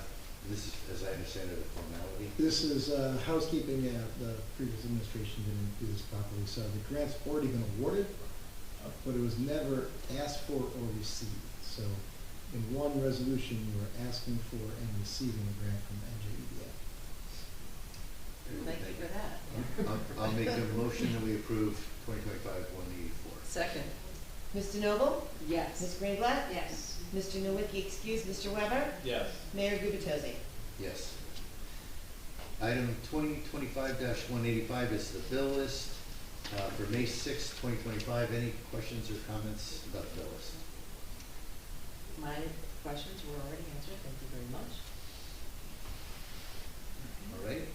I will make a motion to approve 2025-185 bill list for May 6, 2025. Second. Mr. Noble? Yes. Ms. Greenblatt? Yes. Mr. Nowicki? Excused. Mr. Weber? Yes. Mayor Gubatose? Yes. Item 12 on the agenda, announcements, there are none. Item 13A, administrative report, there is none. Is that correct, Mr. Burdy? Yes, the only thing I would love to say, Mr. Mayor, is this coming Sunday is Mother's Day, so I'd like to wish all the moms and stepmoms and grandmoms and aunts and all the women who are moms in their lives a very happy Mother's Day. Thank you. Thank you very much. May I say something? Please. So, I lost a very significant person in my life, April 23rd. The universe lost a very awesome woman, and I'm not just saying it because she's my mother. I'm saying it because she was an awesome human being. That being said, I would like to thank everyone that reached out to me, emailed me and sent me a card, called me for your condolences, and I would like to thank all of you because you showed up at my mother's service. It was unexpected, so thank you. Okay, I gotta put my crown on and remember whose daughter I am here. Just thank you, everybody. Thank you. We will now continue with 13B, the mayor and council reports, and I'll mix it up a little and ask Councilwoman Greenblatt. Okay. I'll start with my longest one, and I apologize. I am the liaison to recreation. Recreation has a lot of activities going on, and I feel it's my responsibility to share the activities when they're relatively close in time frame. So, the rec, there has not been a rec meeting since our last council meeting. The Glow in the Dark Easter egg hunt held on April 19th was a big hit. Parents were very appreciative of this event for older kids. Father's Day kickball is scheduled for Friday, June 13th at 5 p.m. at the rec fields. Sign-ups are open now and will close on June 3rd. Please be sure to register as they need a head count for shirts and teams. There's no charge for that. Summer Camp 2025 registration is open for the wait list only, so the program is basically full. But anyone interested is encouraged to still sign up and get on the wait list as they hope to be able to get all of the kids in the camp program. And a reminder about ongoing events. Mahjong meets every Friday at the Biazzi Center from 1 to 3 p.m. Open Rec runs Thursdays until 6 p.m. and Fridays until 7 p.m. The Senior Club meets Wednesday, May 21st at noon at the Biazzi Center. They'll also be enjoying a luncheon at the Asbury Culinary School on May 15th. Last month, club members enjoyed musical guests and really loved it, so another one is scheduled for June, which is also the month they celebrate everyone's birthdays for the year. Morning Pickleball has just completed its spring session as of today. Afternoon Pickleball runs from May 13th to June 3rd with 2 time slots, 4 p.m. and 5 p.m. Space is still available. Spring Bocce runs from May 6th to June 24th. Summer League registration opens on June 16th. Salted Yoga will host 5 sessions this month. Check the calendar on the Recreation webpage for dates. That program is no charge. They will also be hosting a clothing swap May 18th at the Rec Center. The Rec Department teamed up with Salted Soul and the Environmental Commission to bring our 3rd annual clothing swap to town again. Yoga on the field from 9:30 to 10:30, weather permitting, and the swap from 10:30 to 12:30. There will be food, music, and crafts for kids. Bowling night is planned for Wednesday, May 28th, 6 to 8 p.m. at Bradley Bowl. It's $12 per person and includes shoes and a 2-hour bowl. Registration for that opens today. Please go to the Rec homepage for details and to Community Pass for registration. The Rec Board's next meeting is Monday, May 12th, 6:30 p.m. at the Rec Center, and all are welcome. The Arts Council met Friday, April 25th. This was their first council-run meeting and an initial organizational opportunity to set its leadership. The new Arts Council will have 2 chairs and 2 co-chairs, one focusing on performing arts and the other on visual arts. June Julian will serve as chairperson for the visual arts, and Nate Riccio will head up performing arts. The Arts Council webpage will be updated shortly with announcements and activities. The Arts Council will hit the ground running with some planned events this spring. The Bradley Beach Artists present Summer Palette, an art exhibit at Posh Real Estate, June 7th through June 14th. An artist reception will be held on Saturday, June 7th from 4 to 6 p.m. There will be a book talk launch and signing event for Bradley Beach author Laurie Krine's newly published Chasing Bruce, Through the Backstreets and Beyond. This is Bruce Springsteen. At Posh, Wednesday, June 22nd from 5 to 7 p.m. Calling all beach artists, all Bradley Beach artists, Clean Ocean Action is hosting a gala benefit Saturday, June 14th from 5 to 9 p.m. at Windows on the Water in Seabright, where the Bradley Beach Arts Council has been invited to participate in a silent auction pop-up art exhibit. All artists are invited to participate. Proceeds of donated art will go back to the Clean Ocean Action and their work towards ocean conservation. The next Arts Council meeting is scheduled for Friday, May 16th at 2 p.m. on Zoom. And finally, the Fletcher Lake Commission has not met since our last council meeting. Commission members have purchased flowers for spring planting around the lake. A Fletcher Lake cleanup is planned for Saturday, June 7th from 10 a.m. to noon. This will be a joint effort of the communities of Bradley Beach and Ocean Grove in Neptune Township. Refreshments will be served. Many thanks again to the Bradley Beach DPW, who have graciously provided gloves and bags for this cleanup. This initiative is being organized by member William Grafton. The Commission is looking ahead to partner with nearby communities with oceanfront lakes to promote recreational activities and appreciation of its natural resources. The Fletcher Lake Commission is creating a marketing brochure highlighting the history of Fletcher Lake, its amenities, and ways to join in supportive activities. Thanks to member Bill Grafton for spearheading this initiative. The plan is to have a coordinated effort between the Bradley Beach Lake Commissions and those of Asbury Park and Avon, working together with the historical societies and local governments. The next commission meeting is scheduled for this Thursday, May 8th at 6 p.m. And that concludes my report. Thank you, Councilwoman. Let's go to Council President Enoval. Thank you. The Shade Tree has a meeting tomorrow, so I will cover that at our next meeting. Tourism has their next meeting in June. They're very busy setting up a lot of activities for the summer, so I'll report on that. And then next is the Bradley Beach Board of Ed had a meeting April 22nd. They had discussion items of sustainable Jersey recognition and grant. They also had district and board goals update. And they also had an AVID presentation. And the teachers did the presentation with wearing t-shirts that it's a great day to teach. And you could feel their love for teaching and their students. And it brings me to say that this month, May, is Teacher Appreciation Month. So when I think about teachers, I think about mentors, I think about guides, I think about sources of inspiration. So make sure you thank a teacher this month. And that concludes my report. Thank you. Thank you, Council President. Councilman Weber. Thank you, Mr. Mayor. So she just walked out, but BBBCA and Paula, they had their first Brad Talks. It's like a TED Talk, but there's nobody named Ted involved, or Brad for that matter. But they had the initial one had Christine Quinn, who used to be the Speaker of the New York City Council, who has had a place in town for a very long time. It was pretty good. It was a good event. I took a ride on the fire truck. You probably read that the fire company got in the fire truck and we all took a ride on it. Did you guys talk about that? No, we all took a ride. That was really fun. It was a lot of fun. The firefighters decided we had to take a ride. Down on a fire truck. It's very entertaining. Appreciate that. So DPW, you actually already heard how hard they're working and all the stuff they're doing. Stuff at the beachfront. They're doing this handicap access for pick up and drop off areas.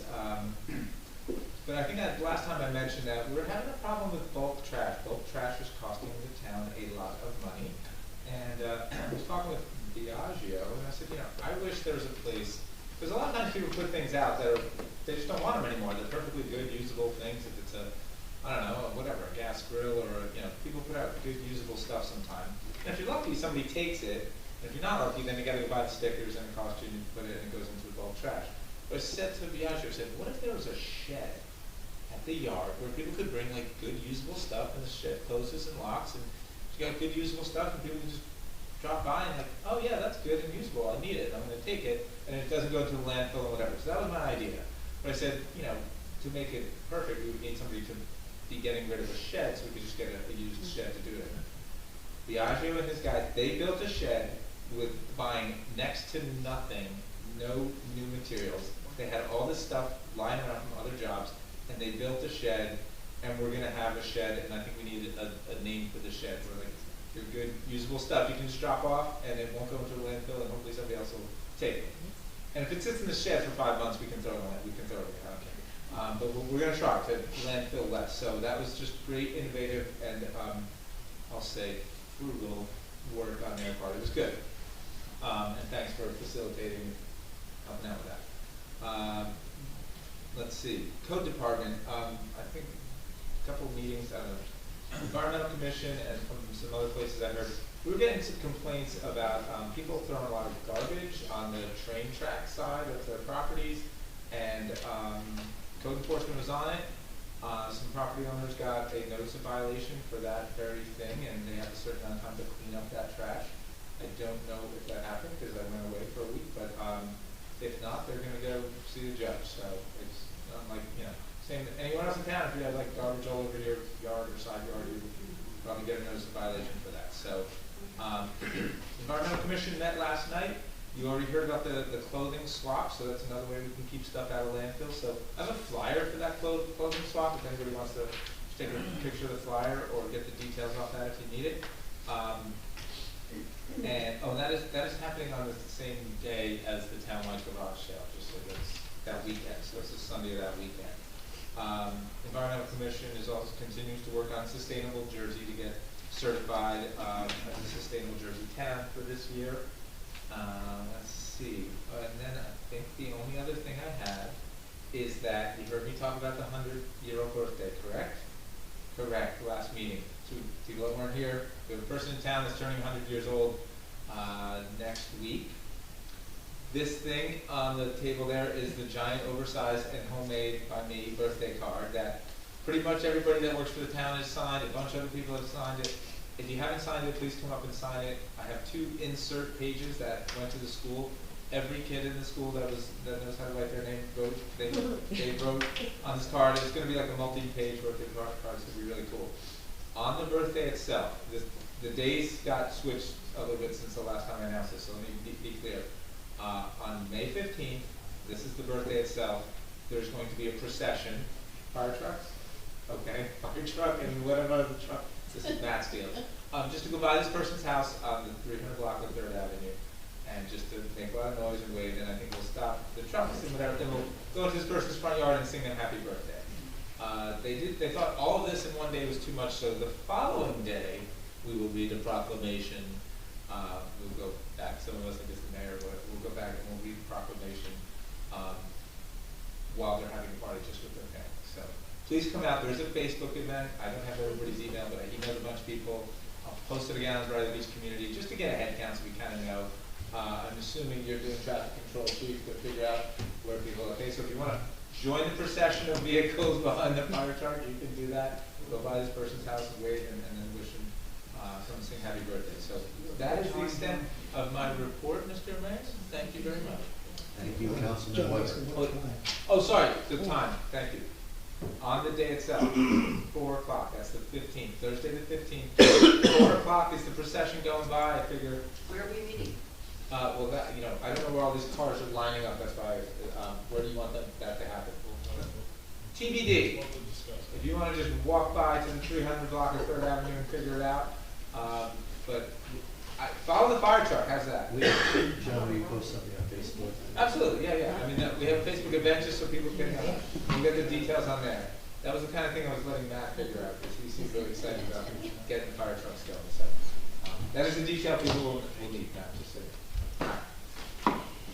All right, thank you, Councilman Weber. So our librarian, Ashley Foglia, gave me a list of things that would keep us here till about midnight. It's very impressive what the library does. I'm going to point out 3 very specific things and then just quickly note a lot of other programs, but quickly. The 3 specific things I want to make sure everyone's aware of. One is, this is the 4th year now that the library is hosting One Beach, One Read.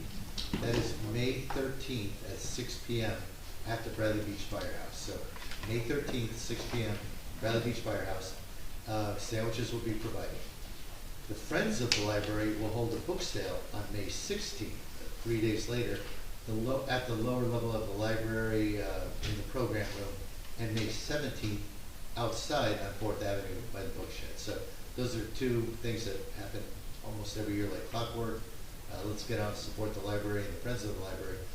Also important to note that the library will be closed May 26th through June 2nd. They're replacing most of the carpeting in the library, and that's a big project because they got to move bookshelves and they got to move books before they move the bookshelves.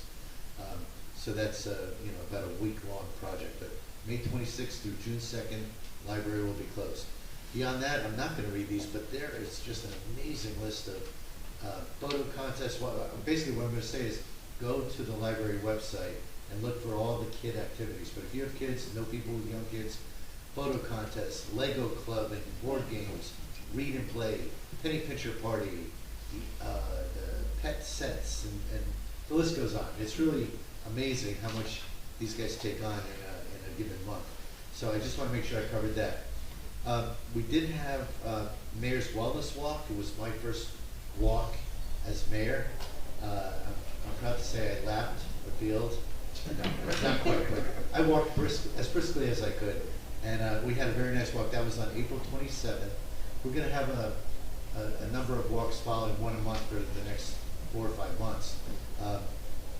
It's a nice, especially if it's a nice afternoon, nice weather, a chance for me to chat with a lot of the residents.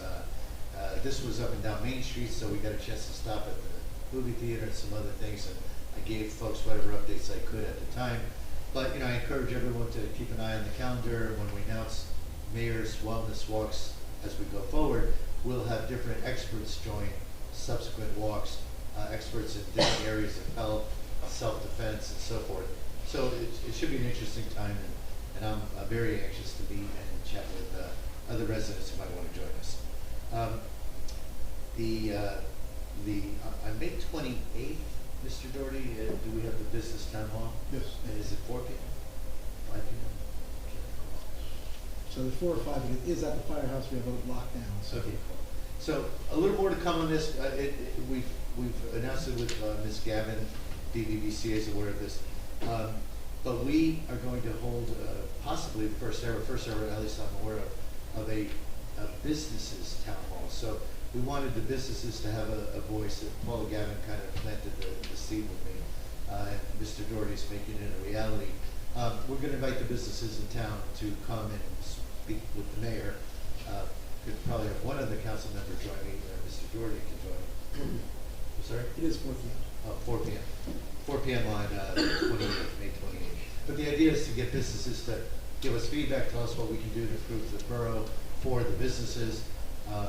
And I'll probably invite one other council person to join me along with Mr. Doherty if you can. But whoever can come will have access to at least a handful of us to just gather feedback and do some planning, hopefully to improve opportunities for our businesses. I want to talk a little bit about the fire company because they have been very busy over the past few weeks. As Council Member Weber mentioned, we bought a new fire truck. We did get rides around town. Council President DeNoble kept giving people the thumbs up and people kept waving. New truck, so it was fun. But most importantly, the fire department, they regularly raise money. We've been to the fish fries. We've they've collected money in various occasions. They have built up enough savings that they actually came to me as mayor and said, Mayor, we want to buy a new truck, $75,000. And I was waiting for them to say, can you help us budget-wise? And they did not say that. Instead, they said, we're going to pay for it out of the funds that we've built up over the past few years. So the fire company, with their own funding, they did not ask for a taxpayer dollar, purchased a $75,000 truck from Broughton, Pennsylvania. Now that's important to know because they had to drive out just outside of Pittsburgh to get to Broughton, Pennsylvania. 6 or so hour drive each way. And as they went out there, or actually as they were coming back, they had the new truck. They had no water in it. You know, they're traveling light, no water. A car in front of them on the highway in Pennsylvania caught fire. And we put this in the newsletter, but anyone who didn't read the newsletter, it's a fascinating story. Because here at Bradley Beach Fire Company, 4 members of our company that went out to get this truck, following a car innocently on the road ahead of them. The car starts smoking, the car pulls over, the fire truck troop, not only the fire truck, but the chief's car, they were in 2 cars now. They all pull over to just check out the vehicle. As they get out of the truck in the chief's car, the smoke turns to flames. And the woman driver is sitting in the car. She's not getting out, probably a bit frozen, a bit terrified. Chief Minsky gets out with a fire extinguisher, pulls the woman out of the car. She says, "Get out of the car quick." She gets out. He gets under the car and he puts out the fire. So our Bradley Beach Fire Department put out a fire out in the Boone area of Pennsylvania, just outside of Pittsburgh. And we got all kinds of credit from the local fire and first aid when they arrived. And by the way, it took them about 20 minutes to arrive because they were in the boonies. So we know we get credit for saving, the fire company, get credit for saving the car, but they probably, possibly at least saved this woman's life. So it's a fascinating story, and I want to make sure I shared it. A little bit closer to home, the fire company and EMS and our police rescued my wife from carbon monoxide poisoning potential. She was being poisoned. We had a carbon monoxide leak at our house, and I had been out for most of the morning, so my wife was feeling the effects of it more. She was getting a headache and neck ache, and thought she had meningitis or something. I came in a little later in the day, sat down with her, and the 2 of us were watching TV, and she's complaining about her pain. I wasn't feeling any symptoms yet, and our alarm goes off in the house. Carbon monoxide poisoning. That can't be right. Well, sure enough, our basement registered, I don't know, a normal level is somewhere between 0 and 10. Our basement registered 500, so that's not good. And in fact, my wife was suffering from, early signs of poisoning. Our EMS gave her pure oxygen for 40 minutes, and within a couple days she was feeling fine again. But their response time was incredible. It was within 5 minutes of getting that alarm, they were at our house. And then closing the fire company on a very good note, beyond saving lives, which is a great note. They also hosted a couple weeks back, I didn't write down the date, but an Easter egg hunt, and that was a huge success. They had a couple hundred kids join. They spread it all out, all the hidden eggs in the sand on the beach, and the kids had a great time. The parents had a great time. I got a chance to just go down and cheer them all on, but it was a lot of fun. So many thanks to the fire department for all the work they did over the past few weeks. And with that said, that concludes. Oh, yes, Mr. Webb.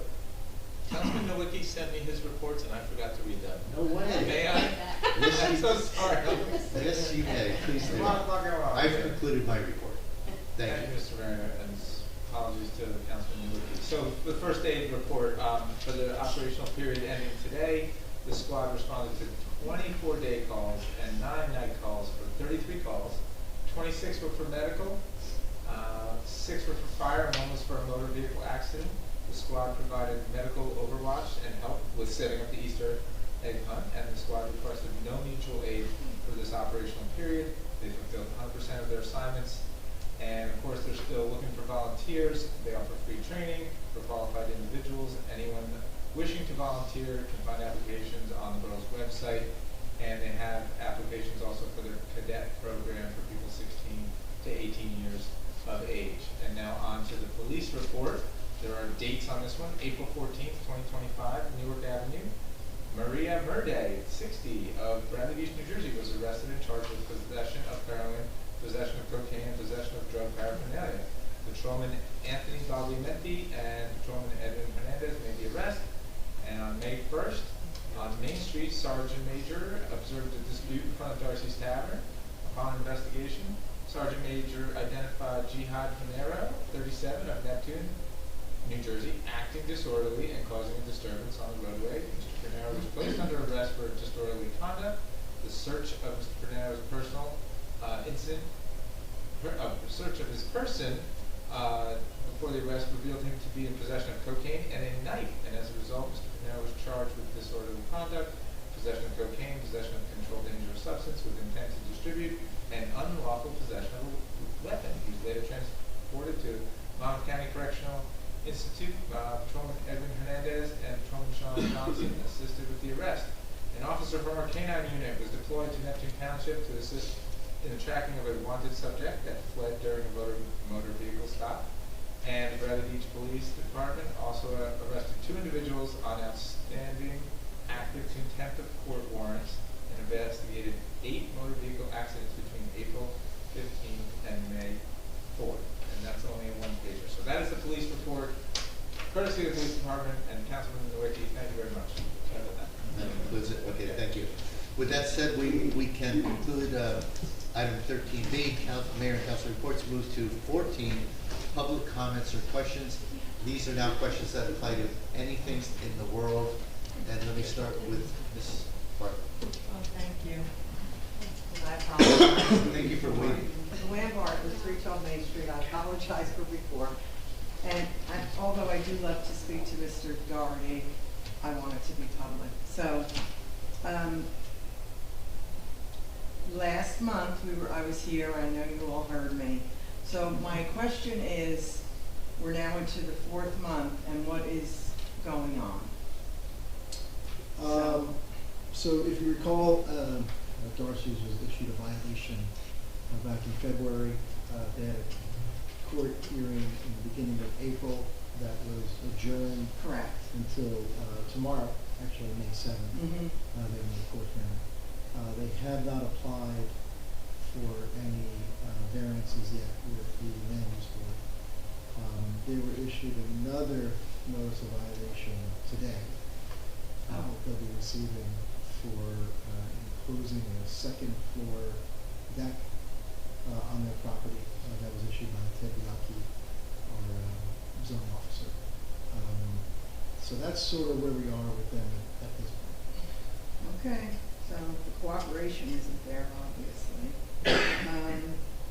All right, I just have to say one note, because you know it's all about parking with me, and it should be with the whole town.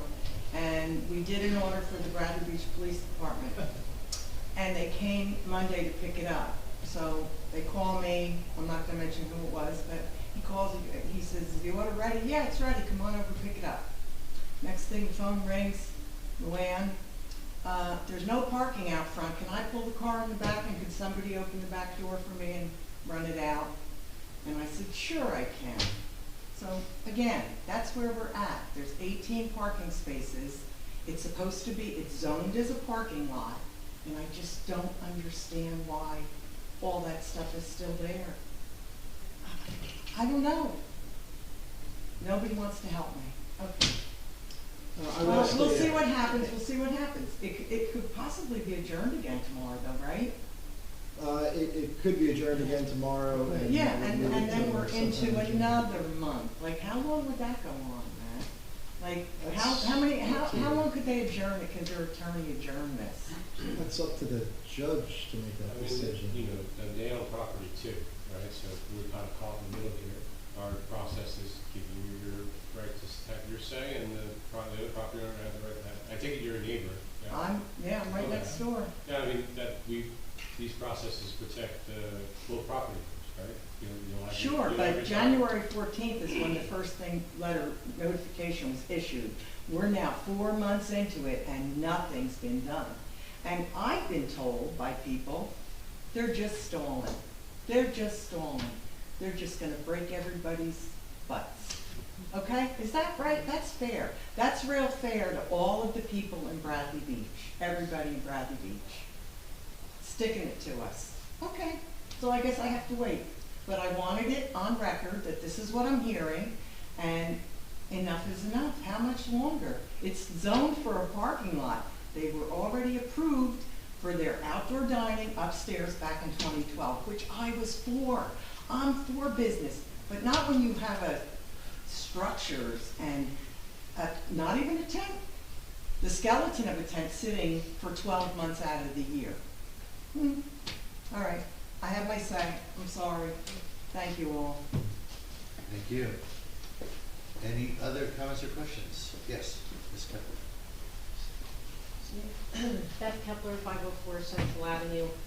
I'm all about transparency, and I'm just wondering, and in the interest of fairness and equity, why the issue with the parking that's being discussed wasn't an issue, because COVID and these things were implemented back in 2021.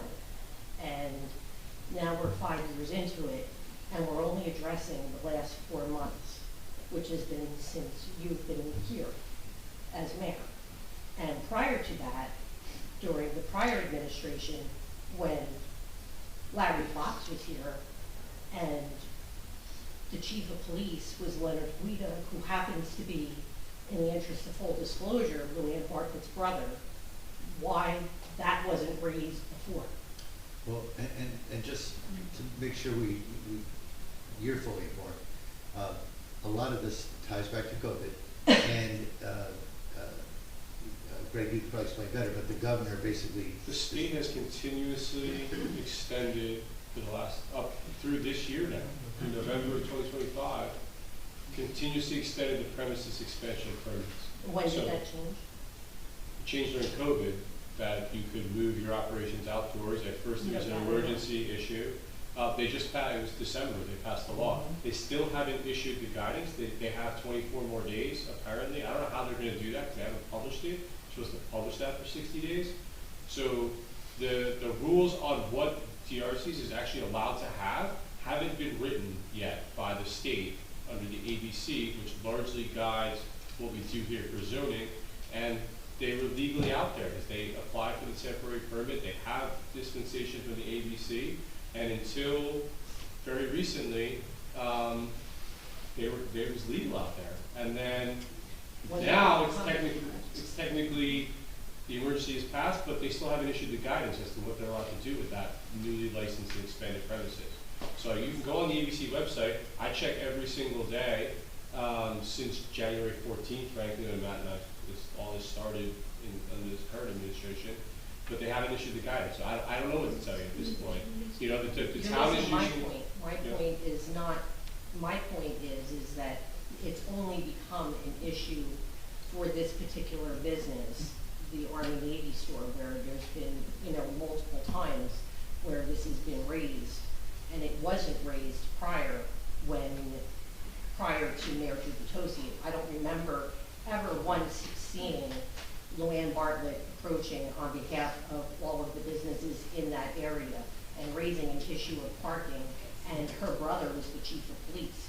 And during his tenure and Mayor Fox, their tenure, it was never an issue. Now it is an issue. And so I'm just making that point and making it clear, because a lot of people don't understand the familial relationship between Ms. Bartlett and Chief of Police Leonard Guida. I'm not asking for you to weigh in. I'm just stating it on the record, because a lot of people don't understand that. In fairness, we heard from Ms. Bartlett and that business a long time before they came to this room last month or whenever it was. But we heard from her. I don't remember it. And a lot of people are on social, maybe you have, the council may have highlighted it. But I'm saying, I just see a lot of harassment coming in about, what's going on this month.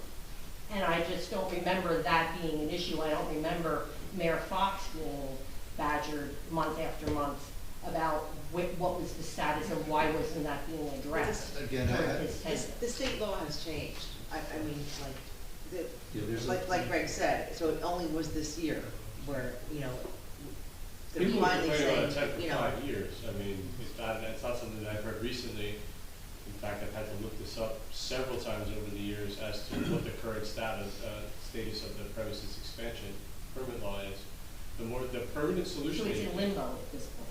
So they have passed a statute as part of the municipal land use law that attempts to govern this. But the guidance from the ABC as to how you're allowed to set up that premises is not, they have until May 30th under the law that was passed November 30th of last year, 6 months. So in large part, we don't have answers because we don't have, we're not, the ABC tells them are what to do, fundamentally. And I We have think that that's local- very important local- what you're saying, and that you're putting that out there and explaining that, because a lot of it is not up to this council and it's not up to this legislative I have to be body. honest with you, in large part, I think the law that they recently passed, I mean, I think it violates the whole rule provisions of the Constitution. That's not an issue here for today. But fundamentally, the state has taken this issue out of the locality's hands in large part, which is why we didn't have to have any recourse for a number of years. And now we're not sure what the recourse is. Frankly, sitting here right now, I can tell you that I've spent 12 hours this week researching, discussing with the land use board attorney, the professionals here, exactly how you administer this, because there is no guidance at present that's published. And I thank you for that, and I think that was a very important point to be. I mean, what we're trying to do, as you heard he said, is like, I fundamentally, it's not really up, this is a decision, or we arbiter between the neighbors and the So establishment, it's or up to property the owners. judge and the courts at this point. For those zoning violations, municipal court, yes.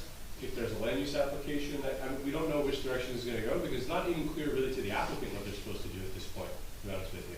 And I appreciate that, that's a very important point to have been brought out. Okay. Because. I'm glad that's the person who said that to me, I feel fine. Well, I think, in the end, it's an objective opinion, and it's a factual thing, and that it's not the fault of this legislative body, and it's out of this legislative body's hands at this point. So I just want that to be clear. Thank you for your comments. I would just add, I don't think, it's been a bit of a perfect storm. I don't think it has anything to do with familial relationships. This is just me on record. It's been a bit of a perfect storm because as Greg just pointed out, for 4 years, we've all had our hands tied and been hamstrung. But there was also, Greg, the bill passed by and signed into law at the end of last year by the governor, which basically said, it sounded like the headline said, outdoor dining, it's okay now. And I think that happened in October with very little guidance behind that. Those who wanted outdoor dining said, woohoo, we've got it. Those who didn't said, what the heck's going on? And what we're now finding is folks who, as Ms. Bartlett pointed out, who are concerned about outdoor dining occupying parking spaces, they are now coming forward and saying, hey, time out. Before you permanently approve this, make sure you listen to our side of the story. Meanwhile, the folks who are lobbying for outdoor dining are pointing to the legislation saying, no, we have this right. We, as Mr. Kennis said moments ago, we as a legislative body and as an administrative entity, we're kind of stuck in the middle. The two sides are debating. And that's what I wanted to be brought out. And what we are doing, and Ms. Bartlett, I just wanted to address your comment, we are doing what we can within our authority. So we are providing notices of noncompliance with our zoning. We haven't gotten to the point of sending in the police to tear down tents and what have you. We're trying to work with both parties, but we are hearing your concerns loud and clear. Okay, and I just have one more Please. comment. I'm sorry. To respond to Ms. Kepler, I did call Mayor Fox. Oh, I'm sorry. I did call Mayor Fox, and he came into my business with my husband in 2022. And I said to him, what's the deal with the tent? How long is it supposed to stay up? And his answer to me was, it's up to the governor. I went, okay, it's up to the governor. I heard the whole thing. At that time, that was definitely true. Correct. And then in September, I emailed Jane, I emailed John, I emailed Mayor. You weren't the mayor at the time. I emailed Mayor Fox. I emailed everybody. I said, what's the deal? And everybody, I think Erica responded to me too, because I said, when's it coming down? And they said November 30th. That's it. It's coming down. So, it had nothing to do with my brother. Okay, I've been there for 43 years, and my husband and I. Murray's has been there in that location since 1972. Okay. You never heard a peep out of me. No one's ever, I don't complain about anything. But this is like overkill, like when?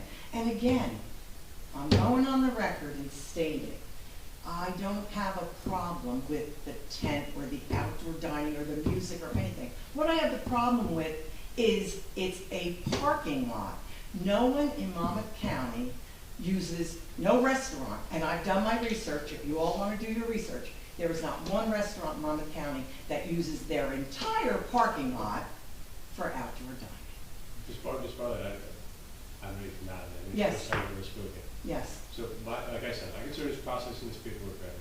I just wanted to, you came in and you talked about prior approvals and all that sort of stuff. Correct. I just want to tell you that the statute that I'm talking about talks about using a parking lot for this purpose, up to 75%. Up to 75%, that they're using the entire. Okay, so you're aware of that? Oh, Because absolutely. the law I has am. changed since this is all going along. It's part of the Absolutely. confusion. And- People assume it's before. And there's the- also the problem of the handicap parking space that's there for the business, that's not being used. I think it's called the, That's required in the statute now too, that it's 75% and including at least one ADA space. so that's what I'm saying. I just don't want to, Let's move you know, forward. I just want to just be, I'm glad that you're aware of that change in Yeah. the law. Oh, But I here's am. the, so here's the conundrum, right? Yeah, So let's say that, first of all, it's not clear it's a zoning regulation otherwise, right? But they still have to be approved by the ABC. So whatever the premise is, whether it's 75%, 50%, whatever it is, you still have to say where you're putting the bar, where you're putting the table, where you're putting the chairs, and they haven't written any guidance on that in the next 3 weeks. So that's the difficulty that our professionals and the people that work here face is, you know, you come in with ideas, this, that, the other thing. However, it's not clear that the ABC is going to say okay to any of this either. And so we're basically using our municipal levers, the zoning, and the things that are within our control I to know do you what are. we can do. But there's all this other stuff that's going on outside of our control. So I don't want to overpromise or what have you. I'm glad that you're aware of that. No, rule. I'm totally Because that may aware. be the best we can do. and honestly, I'm at the point where we were all good neighbors. Now, people give me the finger, people are calling me names. This is Yeah. terrible. The last, It's I mean, terrible it's been what going on they're for years, doing. and the last 3 months have definitely, you know, Yeah, no one's it's been angry at me, horrible. but I can see the anger. All right, I'm gonna be the bad guy? Okay, you want me to be the bad guy, I'll be the bad guy. It's ridiculous. And all I'm saying is, why the whole parking lot? I just don't understand why the entire parking lot is being used. I understand. I'm going to respectfully tell them not to comment on that, because at some point that might be a question here or at the land use board or otherwise, but you're. Maybe Darcy's getting too big for Bradley Beach. Maybe they have to find another place, move somewhere else. I don't know what the answer is, but, you know, the parking is crazy, and that's the deal. They were approved for upstairs by they got a variance, build upstairs, their outdoor dining, That's part of my 12 hour. and their approval was to have 18 parking spaces and a handicap parking space. So that's what I'm going on. So Greg, we probably should move on, but. Okay. Look, just know that. we Well, I hear just you, wanted to we answer hear that. both, we hear It had nothing everything. to do, I did reach out We to just- Mayor Fox in 2022. We just want to make sure that the process that's run gives you your due process, gives Yes. the owner, and I now, sitting here at this moment, I'm not entirely sure what that is, given Right. without the guidance. So Gotcha, thank you That's where all. we're at. I appreciate it, I do. Ms. McGuire.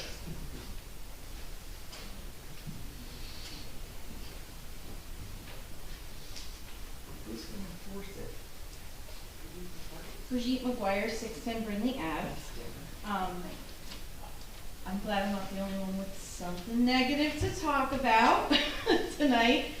I understand we are all celebrating this new administration and how lovely it is to move forward, and we don't want to talk about cheeky things sometimes, but I am for transparency, and I do feel like something got through the papers 2 weeks ago, and I just feel the need to talk about it on public record. So I wrote something up here. The CFO, Mr. Barrett. In the article about 2 weeks ago in the Coast Star regarding his resignation, it mentions Barrett's resignation from the position was delivered through an email at 12:01 a.m. on April 17th, which copied over 15 borough employees and cited a disagreement with Gubitosi over retro pay calculations from a recently settled union contract as reasoning for his premature departure. The email included attachments of salaries, payroll, and importantly, retro pay for employees. So, I'm assuming these payroll numbers are public. However, I'd imagine it's super unprofessional to have attached these payroll amounts to a list of employees in an email. That's what happened? Okay.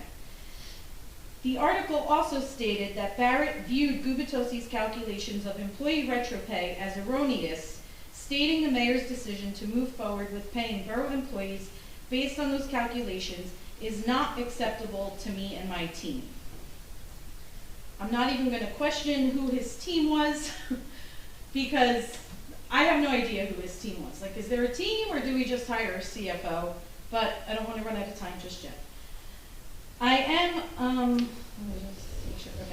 am glad that our new CFO, Jeanette Larison, was able to double check those numbers and confirm that your numbers were correct, Mr. Mayor. But you must know, this leads me to questioning everything Mr. Barrett went over from the past. Because while Mr. Barrett stood up here telling us not to look in the rearview mirror, telling me directly he won't litigate what happened within the former administration when I asked about receipts, and also boasting that our former CFO, Mr. Gartz, was his good friend and did a good job. I'd like to remind everyone for the record that Mr. Gartz, our former CFO, told me 3 times via our clerk, Erica, because he never spoke to me directly, that there were no responsive records as to where our COVID money was deposited or where it was spent, and never made himself accessible to anyone but Larry Fox and friends. So with Mr. Barrett discussing Mayor Gubitosi's numbers being incorrect and stating to the CoStar that Mayor Gubitosi has too much pride to admit he was wrong, really shows the unprofessionalism and nonsense that sounds so very familiar to our former administration. It seems to me that John Barrett may have been quite a setup by the former administration as to protect a lot of the financial issues we have been asking about for the past several years. A cleanup, if you will. The article in the CoStar also stated that Mr. Barrett sent the budget to the DCA. I understand that this is the process, but I would like to highlight that the DCA was terrible to our community over the past few years. They aligned with Larry Fox's behavior and ignored many residents. They also fined the council and never fined our mayor. I really question his motives here. Having done some research on John Barrett as CFO, I can say I found some negative news about him working in Hamilton Township and Jackson. He has recently sued a mayor of another town stating harassment and retaliation. Sound familiar? His behavior with those emails and trying to say Mayor Gubitosi was wrong lends to the appearance that he was getting ready to follow a very similar playbook we all have seen in at least the last 2 administrations. So thanks for staying on top of those numbers, Mayor Gubitosi. I do have a few questions. Will Ms. Larison do a review of everything in the past as well, even though Mr. Barrett had already done that? And although I know you guys were impressed with all of that, I have a lot of questions and I don't trust. I just don't trust. So will she be reviewing past stuff, and is she also reworking the budget and resubmitting that, or are we working off of what he did submit? It's probably a little bit of both. I mean, a lot of the budget itself was developed by myself and others, so, department heads and so forth. So some of that, she'll accept because we approved it. On the other hand, there are other questions around, entries made or not made, more accounting oriented, that she is revisiting to make sure she's comfortable with the budget. So, and that's why she's reserving May 20th to open it up to questions, because she wants to have another couple of weeks to make sure she's comfortable with all transactions that have taken place. And I'll expand that. Not only Ms. Larison is looking at it to make sure everything's copacetic, but she's brought with her, we've hired someone she highly recommended to take the place of the QPA. And he's asking a lot of really good questions, and not just about first 4 months of my administration, but prior administrations as well, just to make sure they both feel our accounting is clean and well done. That's interesting. So as a QPA, I'm assuming it's a he would look into purchasing, he would look into like what was purchased in the They're past not and con- like how money was spent? Don't get me wrong, they're not conducting an audit, they're not I looking at. know, I need one. No, but they are making sure transactions are put in the right buckets, and if there's anything unusual looking, they are certainly flagging it and asking us about it. It's more a question of, is that a capital expenditure, or should it be coded that way versus this way? They're not looking for fraud or anything more substantial. But right now, as I understand it, it's early in the process, but Ms. Lemerson so far seems comfortable with our data, but she's got a few more weeks to look at it. Okay, and as far as Mr. Alawa's audit, are we getting that soon? I don't have timing from him yet, but my hope is, normally if you do in end of June, the state apparently has already extended that deadline to August. Right. We're gonna ask Mr. Oliver to work as hard as he can and make sure we're getting him all the data he needs, so hopefully he can deliver it before the end of August. Now, will he get, he's working off of data that Mr. Barrett gave to him, correct? Some of it, a lot of it's Mr. Gartsky.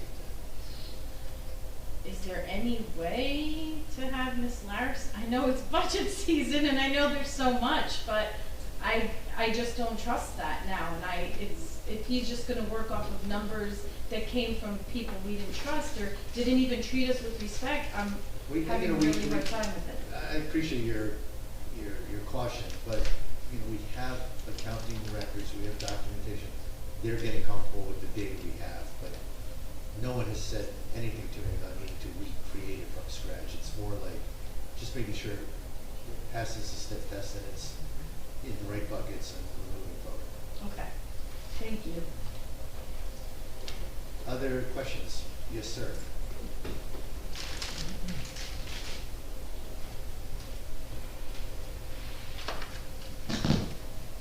Paul the Champion, 411.5 Lorraine. I wanted to mention the auction of 319 Lorraine. I thought there'd be some report on that from the council. I hope it went well for the borough. I want to thank the borough for donating some of the historic items that were requested by the Historical Society to us. And I appreciate it. For those of you who don't know, we requested 2 small stained glass windows and 2 major stained glass windows, and we are getting all those out, although it's costing us quite a bit of money. We have to get professional stained glass removal company to come in, remove them, crate them, and in fact the 2 large ones are going to temporary storage in Long Branch at their historic museum, the Church of the Presidents. They are another group that received quite a few of the objects, including a lot of the remaining stained glass. The company that I'm hiring is costing $7,000 to remove the windows. I have the Long Branch Historic Museum is going to share the cost at least 50%. The remainder will be coming from the Bradley Beach Historical Society, and I am looking for donations from the public and also possibly from the borough. I will start off by pledging at least $1,000 towards that remaining $3,500. As you might imagine, this is an amount that our small historic society needs help on. The 2 smaller windows, one of them is going to be displayed as soon as we can. Our back room is almost in the state where we can reinsert the existing Methodist Church display that we have and add the stained glass window, small stained glass window. And it will, I hope, to some extent, mitigate the loss of our grandest and most historic building, which we await the demolition on. I hope it will not be before we get the stained glass out. I assume that you'll give us the time. We're scheduled for the week of May 12th, I believe. and I'm trying to get them in as early as possible that week. At this point, I believe, we've been asking the engineer about the potential to delay the demolition process, just to allow people like yourselves to remove some of the more difficult artifacts. There's also beautiful large wooden doors that have to get removed, and there's a lot of work behind it. There are a lot of elements that were not in the auction roll, but I hope you're gonna at least get some interested salvage companies to possibly come in. The main supports for the sanctuary itself those columns are actually really quite something. Somebody should get those. And we'll certainly see what we can do. There are a lot of items not even sold, Of course. that were advertised for sale that didn't sell. Yeah. Not to mention others that weren't advertised. As I mentioned to some of you, I do hope to talk to demolition company and to try and get the bell down without destroying it. And as I mentioned to some of you, I've discussed with Principal Heidelberg possibly placing that bell on the school grounds. He was very interested in that opportunity. The bell was, as I mentioned in the last council meeting, was donated to the church in 1900 by the children of Bradley Beach, who raised the money for it. And also the cornerstone. There are some elements that we would like to talk to the demolition company on, so I hope that we can make arrangements through your office. Let's do that, and we should do it quickly. Thank you for your time, and hopefully somebody will come through and be an angel for us and try to get these windows out. Thank you. Thanks, Paul. Thank you. Any other comments or questions? Yes, sir. Mr. West. I'm West, 518 North Avenue. One quick question, Mr. Weber. Your new shed, which I think is a good idea, that you're going to recover stuff, unused stuff, so that it's a landfill. I'm very pro recycle and reuse and all that stuff. The concern is, I'm assuming this is going to be on the north end DPW lot, right? Yes, that's what I was gonna say. It always is going to happen. Just my concern is this is not going to turn into a junkyard of people getting stuff, and Fred, who's up there now monitoring it, is he now going to be in charge of it? That's good, that's junk. This is, who's going to decide? I mean, you know, this barbecue grill kind of works, so somebody might be able to use it, but it, you know, so we're going to end up with a mountain of junk. Sure. That's why it's a shed, and if it doesn't fit in 8 feet by 12 feet, it's not going in there. And like I said, after, and this is the stuff that we got to work out. Figure out how many, it's been in here X, you know, whatever. There's a time limit, and after that, if it hasn't, nobody's taken it, then it turns into garbage. And then people are just gonna have to accept that. But yeah, we have to.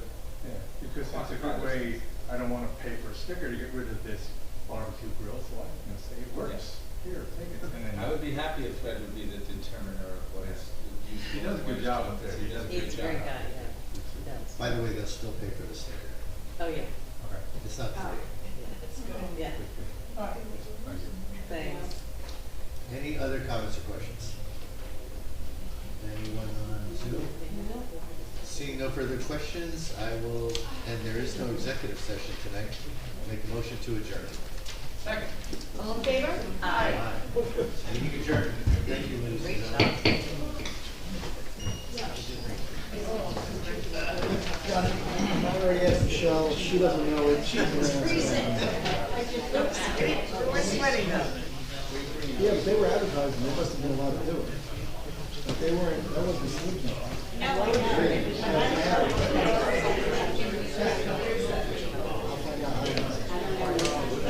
There's a whole Memorial Day committee.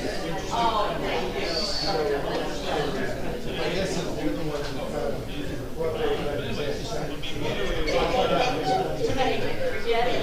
Did they just accept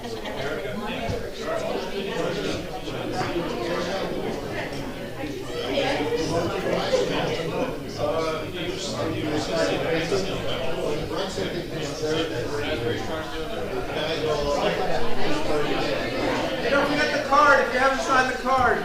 Sign the card. doesn't sign the card? Anybody?